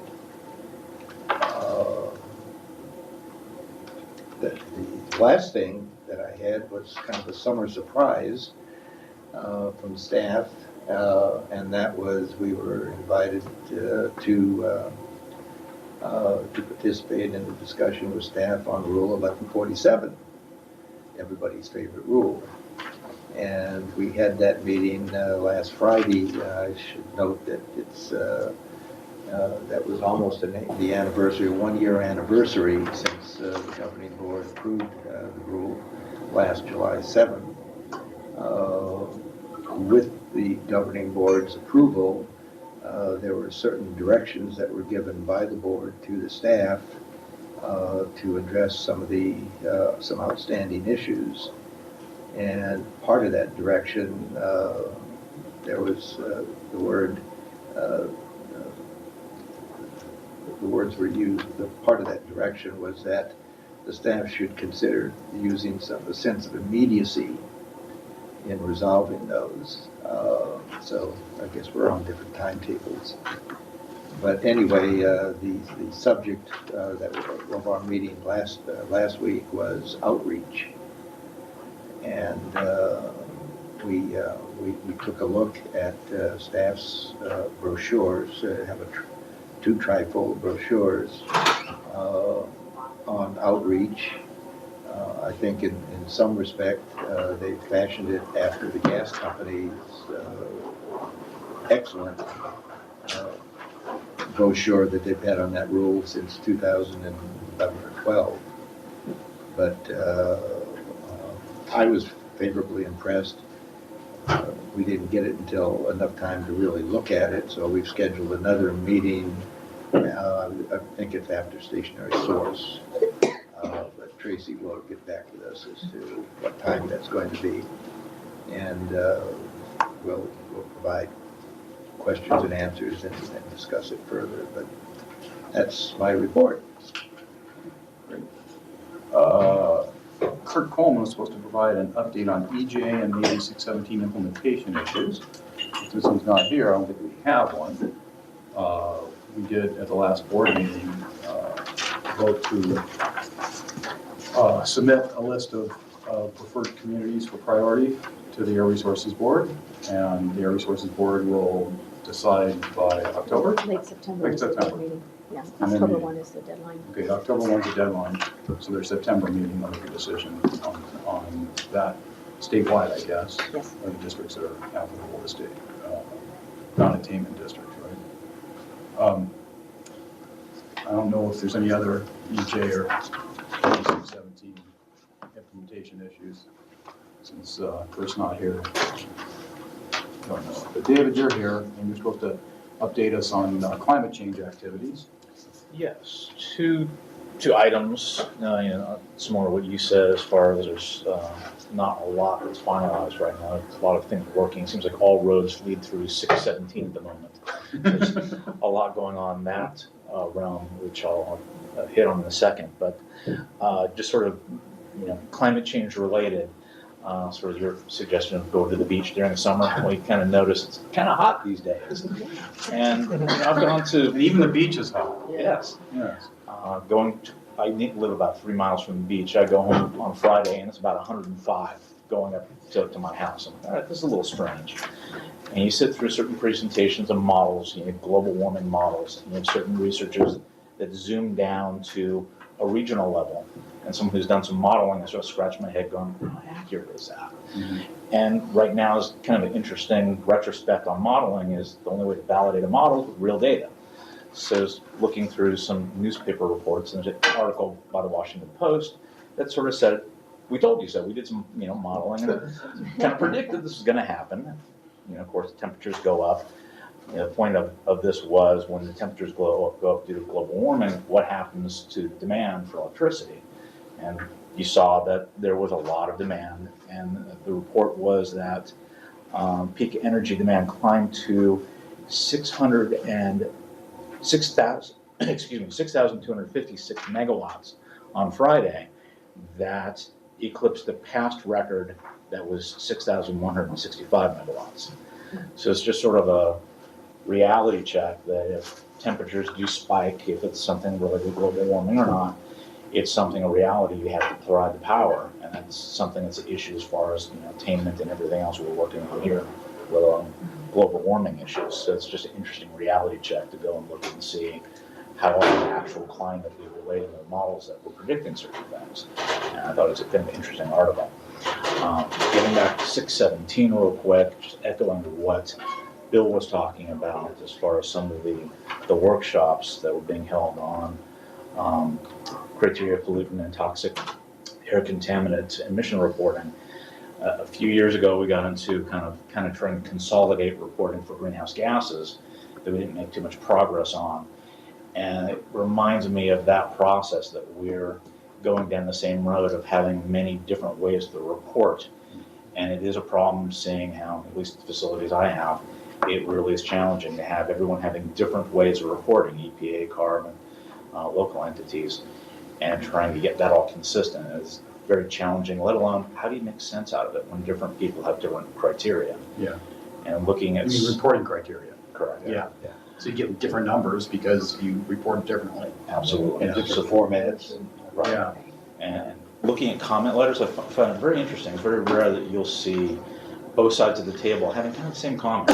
And that's what I saw. Coalition of Clean Air had an interesting letter. C, WISPA, others had very similar comments on this could be duplicative. This is something when you report all this and this new program, let's get it right. And kind of my wish list would be get that right, and maybe you could have the greenhouse gas reporting built in as well. If you're reporting something, why don't you report everything at the same time? Makes sense to me. Don't think I can get agreement on that, but it's sort of a wish list. We tried years ago Right. to let facilities report their greenhouse gases to us and report it To no the avail. state, to no avail. And we've had very interesting discussions with South Coast and ARB and Capcoa and ARB about their reporting and what it's going to look like and how can we make it not duplicative. And there's a great desire to make things consistent across the state, but we don't want to make ours less accurate to be consistent right. with somebody else. So there's a lot- Consistency is nice, accuracy is even better. Yeah. And the scope of it is a little worrisome as well, because there were some internal discussions about, and I think it's in some of their external documents too, that CARB was saying, well, if you're an AB 617 community, if you have a permit with a district, you would be required to report all of these emissions. And that brings in an awful lot of small businesses that don't have the sophistication to handle the reporting requirements. And so we're saying that's way too big. And if you're an AB 2588 facility and you have a high priority score, you should report. It's like most of the folks that come with a high priority score, when we do the HOA, it's low. So the priority score is really, really conservative. So we're having discussions with them too, and I think we're very much in line with what the industry folks and environmental folks are saying is we want it to be good, we want it to be right, but it can't be, such an overwhelming scope or such a burden on the facilities, and duplicative is just a non-starter for us. So we're fighting that fight. Dave, do you want to finish first, or? That's I'm so sorry. Okay. That's Jill? And I'm glad to hear Jill say that too. We had an exhaustive, I was going to say extensively, had an exhaustive conversation with Dr. Clovis up there, the economist, on cost effectiveness, and especially as it affects small businesses, and I was telling her that, we, in rulemaking, at least down here, we talk about the cost of a low NOx burner or a HEPA filter system or something else, an RTO.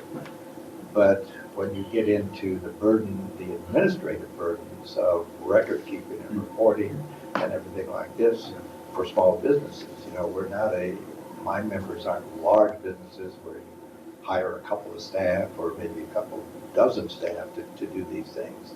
There are just so many hours in a day. So she's promised us an open line of communication on this issue, and she seems to be very genuine. So I'm hopeful. And you throw in hazardous materials, water quality, all those other things on top of it. Yeah, it gets. And we do want to get it right. That's the whole purpose for doing it. But certainly got to be some reason. Yep. I hear you on that one. I don't know how small businesses who deal with hazardous materials, have air pollution emissions and water discharge issues, how they run their business. I can't imagine, or, and comply.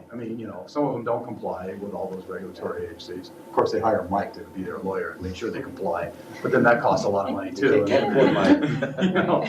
And refineries just have full-time staff, right? Yeah, they have full-time staff. And you know, it is of course a little bit more, but it's not that much more requirements. I mean, they're the same permits, right? There's a lot of the same permits. Anyway, it's, it would be nice if it were all as efficient and easy to comply and to report as possible. I think we all agree on that. Okay, were there any other questions, comments on any of the subcommittee status reports? Yes, Art? Yeah, I had a question. On the environmental justice, my understanding is that they qualified some of the programs for the, in Orange County. There was a report that came out last week or so ago. I'm not sure what you're talking about. On the trading cap, some of the trading cap money. Cap and trade, oh, funding? Yeah. I don't know. Yeah, I'm not sure. Okay, can you get that information to me? It's just, I mean, there's AB 617 program dollars that went out from the Air Resources Board, and then there's also, yeah, there's cap and trade funding that got approved. Maybe that's what it Are you is. The talking budget. about the dollars for community groups, technical Yes, assistance? So there's $10 million for technical assistance community groups as part of the cap and trade funding. But that hasn't been appropriated to the specific communities yet. okay. No, I mean, it just got signed. Well, that'll be appropriated later, or we still haven't. Yeah, the Air Resources Board. Carver's gonna be the one to. There actually was an initial group of community groups that got the first allocation of this for $5 million. Yeah. And I think there were probably 10 or 12 groups down here. How down much, here. 5 million or? It's 10 million for the new budget. It was 5 million last year. 5 million last year. Coalition for Clean Air was worked with. Now, correct me if I'm, wasn't the cap and trade intended to help those communities? Cap and trade is, I mean, What was first and the intent? foremost to reduce greenhouse gas emissions. Okay, but well, the intent was to help or provide a remedy to those communities, right? To impact those communities that got affected. You're talking about the GGRF money? When it was initially conceived, cap and trade, what was the intent? The goal You'll is have to to ask reduce ARB. the emissions of greenhouse gases, and that's the cap and trade program. Okay, and also hit those communities that get impacted, correct? Those communities that get impacted, correct? Well, it's a global. Well, it's a global, thing. yeah, I'm in the air, but there's those that get shot, and then there are those that get wounded, and then those that survive. So the rest of us are Conversation right before survivors. lunch, Art. Thank you. The visual on that is just horrifying. Yeah. But there's the ones that are direct, those communities, let's put it this way, those that are directly impacted health-wise and such. It seems like those would be the ones that you want to provide the remedies. What, I think correct? this year there has been a AB 617 kind of prioritization, that some of the money for incentives, for example, the $245 million that was given for incentives, there is a priority given to either communities that are listed or likely to be listed as AB 617 communities. So that'll be a prioritization factor to help direct where this incentive money goes from the cap and Okay, trade and program. I know in business, when you're putting money allocation out for something and it's supposed to provide a remedy, do we ever look at analysis as to the money that we spend on these programs, how they really impact? So 617 money hasn't really been spent yet. I mean, it just got Yeah, signed in and January. one of the It took things- effect in January, so we're in the first year of the program. Yeah, because one of the things on stationary sources, I'm always looking for money for those like the schools and such, for the AC units and such. Is there a provision where we could get money with cap and trade? It's not up to us. That's an ARB It's an Air state Resources program. Board. I mean, look at the Air Resources Board, AB 617, Community Air Protection Program website. Yeah, because I know we get it for the buses, but when we house a third of the population and we're running those AC units during the peak hours of the year, and it's all your kids and grandkids that are there. And that's our biggest, I would say, of my budget for the bond, I would say 30% of my budget is going to replace those AC or create. A lot of the schools don't, in the urban areas, don't have AC units. So, and then what we're looking at is I'd like to see, I haven't seen any studies, we were looking for some the other day, on the efficiency of some of those AC units. And which are the longevity, because we've got to put them on a cycle to replace them. And I can't be, bonding out every 20 years and placing people, because I only get about, I have a $50 million budget. Out of that, I probably have $1 million that goes to deferred maintenance to maintain everything. 95% goes to salaries. So if you do the math, I'm not gonna be able to replace a lot of that stuff without having to go out with an issuance of some type of debt. Yeah, So I don't know if you can get money out of the cap and trade program for that. I really don't. But you can look at the Air Resources Board website. They have contact people. They have a whole program that they're putting together. Community Air Protection, AB 617. That's where the funding applications are, information is. And I don't know if it would qualify or not. But you certainly could ask. And then my understanding is that you guys are gonna be looking at the rules on the buses. We missed the cutoff on the last one. We funded all the buses, but we missed the cutoff. There's continuing appropriations for bus and truck emission reduction projects. That part of that $245 million should end up here to pay for something like that. When does that cycle start? I'm not sure. We'll find out and get back to you. Yeah, Okay.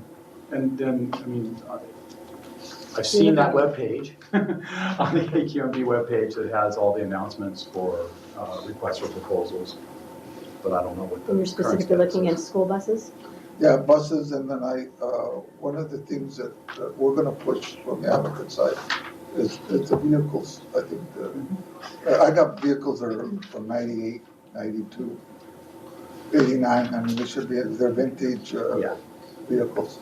Yeah, well, it's those oldest vehicles that are causing most of the problems. And those are the ones The estimates were like, what is it? The worst, the 5% cause 15% of the problem or something, I forget what it was. But Joe, those are the vehicles that I use, like right now, I'm feeding about 20 to 30,000 meals during the summer for kids in this area. And we're one of the few schools that does it.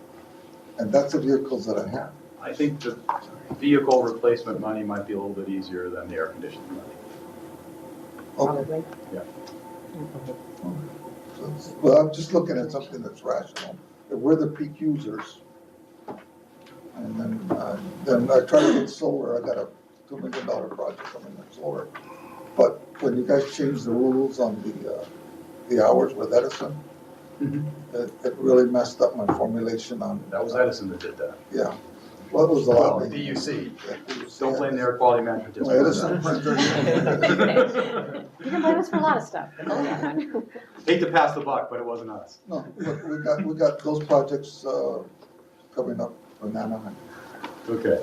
Any other questions on subcommittee status reports and updates? I assume, Jill, you're here for Dr. Fine for report to and from Stationary Source Committee, item 9. Yes, so what happened at the June Stationary Source Committee meeting, there was a report from staff on the reclaim transition, sort of where we are. There's a lot of moving parts still. There's a lot still in progress. The majority of the discussion was talking about Assembly Bill 617 and the recommendations that did go to our governing board, and the board approved those recommendations for 4 communities/areas, and it depends on funding availability, whether we can do 2, 3, or 4 of those.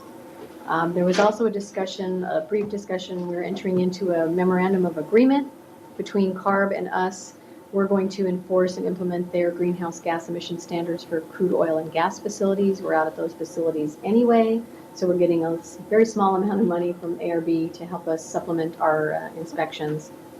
And then the AB 2588 annual report for toxics hotspots was on the June agenda, but that got pushed into the July agenda. So other things on the July 20th agenda, there's a status report on our Regulation 13 for new source review. That's kind of a routine accounting on how we're meeting federal and state offset requirements. There'll be an update on our proposed rule for hexavalent chromium, Rule 1469, which actually has been set for hearing and will go to the board in September. So we're hoping we get that one through.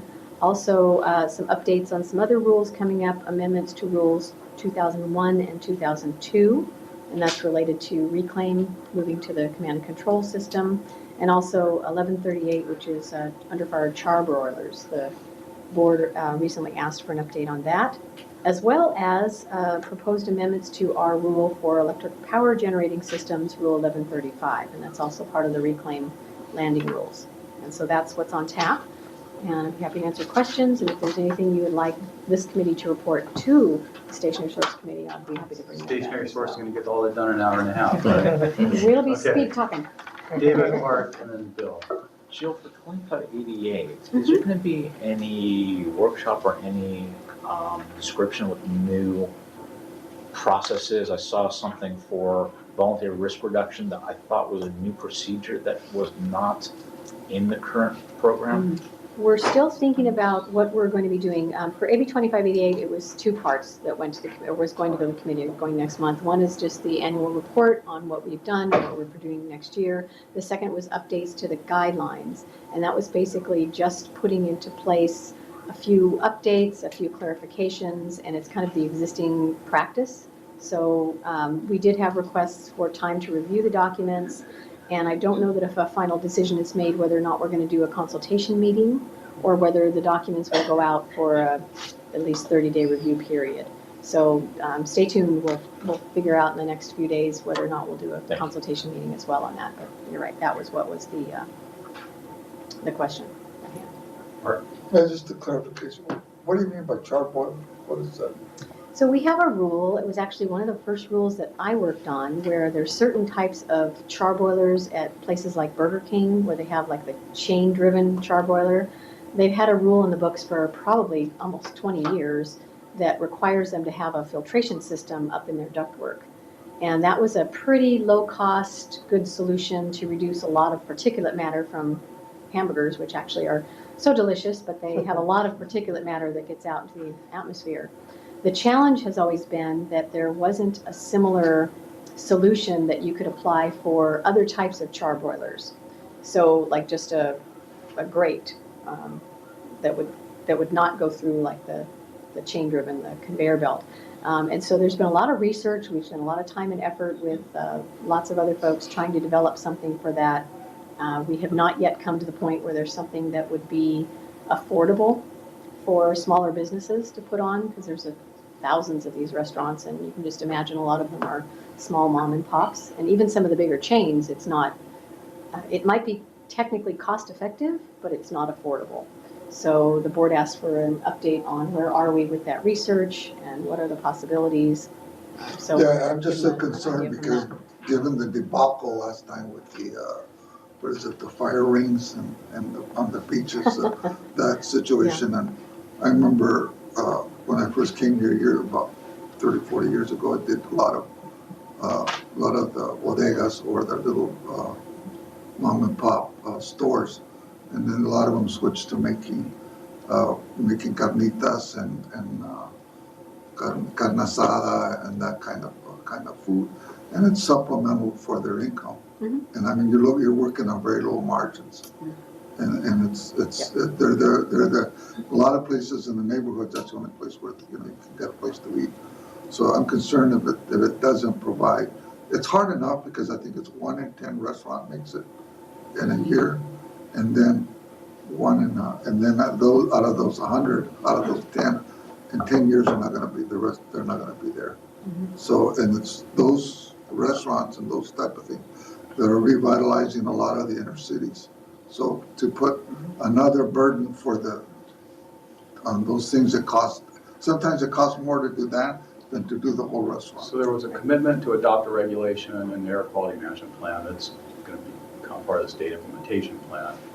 And in the analysis that was in there, the charbroilers were identified as the #1 source of direct PM 2.5 emissions within the district. So what you have is balancing the concerns that you have with the costs and then the large source. We're trying to figure out what to do. That's why we're having an update to just, yeah, we haven't talked about it in years, and we've committed to doing it many, well, it's been on the rulemaking calendar for as long as I've been here. But yeah, and In the your problem 10 is in our community, we don't have, we don't have the main offices like they have in Irvine. We have, Taco Bell and Wendy's and Yeah, but all of that. people are aware. I mean, as Jill mentioned, people are aware that this impacts small businesses. And it's not a proposed rule at this point. No. It's an update of where are we with the technology. There are some technologies, but they're very expensive, so we're not there yet, but. Still looking for the solution. Yeah. And Go vegetarian.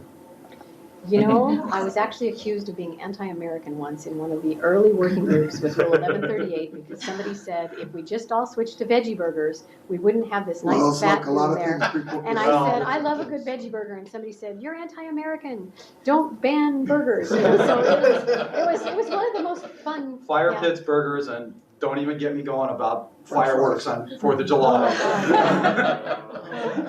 See the hex chrome numbers from 4th of July? No, I didn't see the hex chrome number. It's very high. Yeah, perchlorate, hex chrome, PM 2.5. Yeah, Scary, right? you don't. It's lovely, just don't breathe.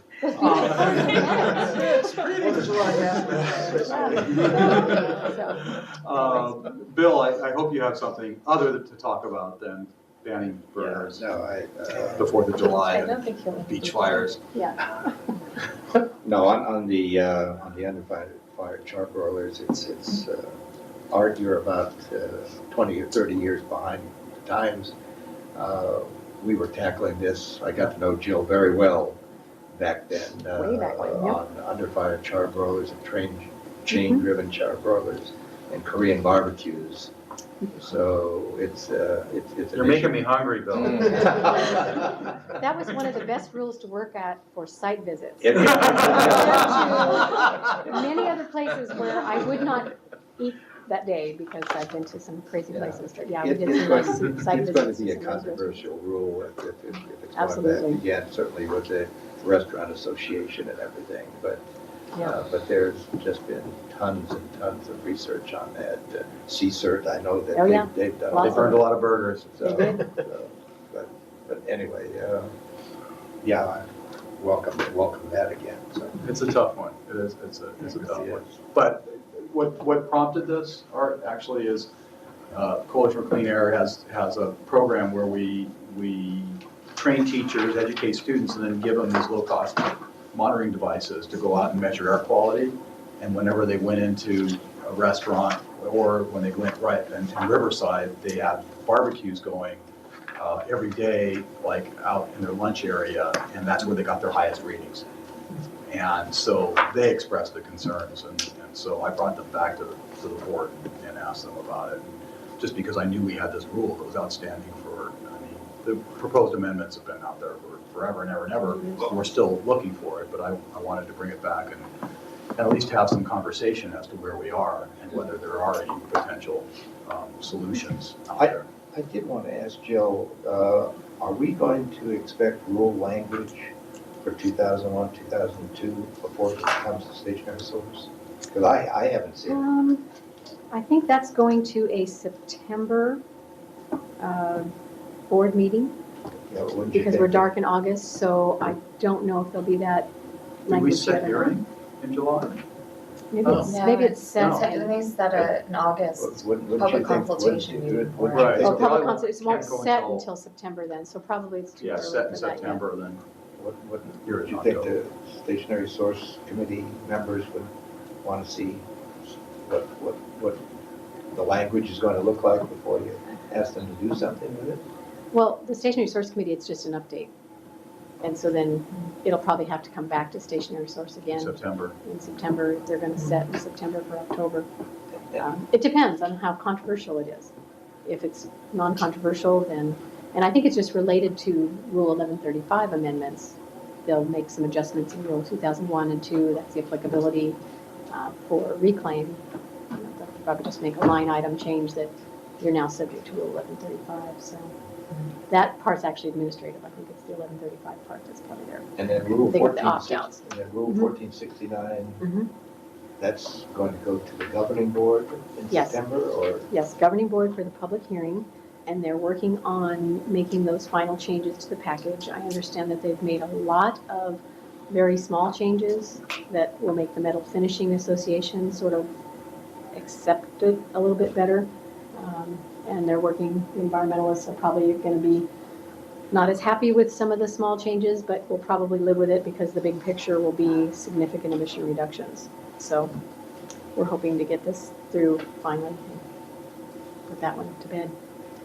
Jill, I think some of the 2001 through 2002 amendments, as I understand them, and we'll hear more tomorrow at the working group, are pretty substantive. It's to implement some of the new concepts about the opt-out and the Yes. stay in. That's true, yes, you're right. I mean, I would just echo, and I think those are probably concepts that are going to be pretty broadly supported, but as always, the details are important. So, the sooner we can get rule language on those, the better, and we'll make that point. I think there's a reclaim working group either this week or Tomorrow. next? Tomorrow, okay. So we'll make I the don't know point if they're there, going to too. have rule language for that or not. They usually try and get it out in advance, so probably not, but That's what I'm I know they're guessing. working on it.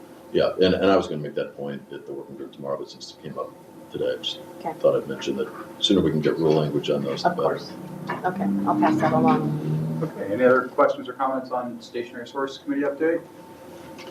None? Members of the public? None?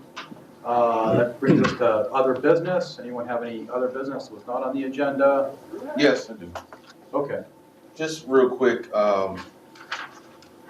working on a situation with LAWA, Los Angeles World Airports, our neighborhood council. We sent a letter to, I emailed Ann too. I just emailed you the letter. If you want the document, you can share it with the rest of the group. In regards to airport noise in South LA, since they're doing construction at the LAX, some of the lanes have moved and some of the bigger planes are flying over homes that were not funded by the LAX abatement program, where they put insulated windows, air conditioning, and whatever. So I sent this letter to Deborah Flint, which is the executive director. Nice lady. So I sent her a letter in with some of our concerns. So the second component of the letter which I'm working on now has a air quality piece, because we have some people who have come to our meeting saying that they can smell fumes from the planes and their asthma is getting worse or whatever. So just as a matter of record, I just wanted to share that with you guys, and I did email you the letter about 10 minutes ago. Yeah. Okay. Yeah, I've heard about this, but I don't know what and if we're involved in any way, shape, or form. Right. I guess where those planes fly are up to the pilots and the FAA, and pretty much. Yeah, we have very little control when they're in the air. Right. Have a little control on the ground too, but. Even when it comes to pollution. Greenhouse gases have fallen to their lowest level yet for the first time. In California. California. Yes. So maybe some of those portable monitors would be a great use in some of those areas. Unfortunately, the one that seems to be the most problematic emission from aircraft are ultrafine particles that these other monitors don't measure. But there have been some studies showing some very high ultrafine emissions from aircraft. Can I ask you a question? Sure. If LAX source apportionment studies. If you ask industry to provide certain monitoring and stuff with certain gases and such, how come you guys haven't updated your monitoring facilities, your monitors, to monitor that? We have the most extensive air monitoring system of any Well, that's what I'm air asking. district It's in the kind United of States. ironic that you would ask industry to monitor certain things, and there's an issue here where We've monitored LAX, we've monitored aircraft emissions, we've monitored, this district does more monitoring than any air agency in the United States. So there shouldn't be a problem in monitoring that. The monitors that we're talking about for ultrafine particles are now being deployed for part of the MATES 5 study. So I think they're committed to, they're actually out in the field monitoring right now in a predetermined locations because of concerns about district-wide emissions. I don't know if these specific areas are on that list of places. So you do over the have course the of the next ability. year, those mobile platform ultrafine monitors are being deployed for the MATE study. That's multi-million-dollar study to try to figure out where all the air toxics are. But if they're remodeling one of the major airports worldwide, and probably the major airport on the West Coast, wouldn't it make sense if it's impacting a community and a community of? As far as I know, LAX has been studied in terms of air quality emissions more than any other airport in the country. And that LAX air quality source apportionment study is the standard that I don't think anyone else has done anything comparable to it. So we have a pretty good idea of what the emissions are like from LAX and from the aircraft, from all the studying that has been done. But in terms of this new issue and problem being caused by changing of the pathways, of the flight pathways, that hasn't been addressed. That's new. Source apportionment study was finalized about 3 or 4 years ago. Because I mean, imagine, but I'm just curious is because if you ask, say, the oil industry or the electrical industry, they change their pathways of any other equipment or any other. They're stationary sources. Yeah. By definition, they don't move. Oh, yeah, or whatever. If they change their location and they impact the community, then they're regulated. And it goes back to my thing, but when government does it and they mess up and they hit a community, we studied it, we looked at it, but there's nothing we can do about it. So this community has to suffer for the better good of everybody else. So I'm just asking why, if you have those multiple sources, can't take maybe 1 week out and just go and monitor it for 1 week. They, That'd be a I'm not running reasonable, the make study. That would be up to them. But I mean, if we're setting policy and rules, it seems like we would want to be equitable. Yeah, in looking and at well, those I things. mean, you talk about equity, what about the people who were under the pathway, the previous pathway? I mean, they're still being exposed to those emissions too. So it's a good question as to whether or not these changes have resulted in how do you different pose that question exposures. to those making those policies? Well, You pose it to one of the city? problems is that with ultrafine particles, it's a very difficult thing to measure properly. It's very costly and it's cutting edge stuff. And we have some of the equipment to do it. We're using it right now for a specific purpose, for a study that's supposed to benefit the entire basin, not just, people under the flight path at LAX. But LAX has been shown to be one of the major sources of ultrafine particles. So it's certainly a concern and certainly an issue. So we're well aware of that. So imagine if you already got a baseline from the old studies of what it looked like in that area. So you should be able to now do a study, and if it's moved over farther east and it's impacted farther east, yeah. you should be able to see the differentiation on how it's affected that. Maybe. The impact. Maybe. It's a tough question. So I mean, if the source is here and I move here, then the Yeah, but it's contamination not as cut and dry as that No. because of the way that you actually do the measurements and where the measurements have taken place. And things change over time too. So, but it's possible, and it's possible you might be able to see an impact. It's a scientific question that would take a lot of time, effort, money, and analysis to science. answer. I'm just a country boy. If I move the stall from the mule over here and I move it over here, then I'm gonna have more debris on that stall, right? More likely than not. Somebody's gotta clean it up. I can put it in somebody else's yard. So it's a question of who picks it up. Well, it's about the question of building cleaner planes. Yeah, that's true. And that takes 15 or 20 years. So, yeah, that's the issue. Okay, we have I've done other business, public comment. Any public comments? First Amendment rights are going right out the window. Okay, that brings us to adjournment and lunch.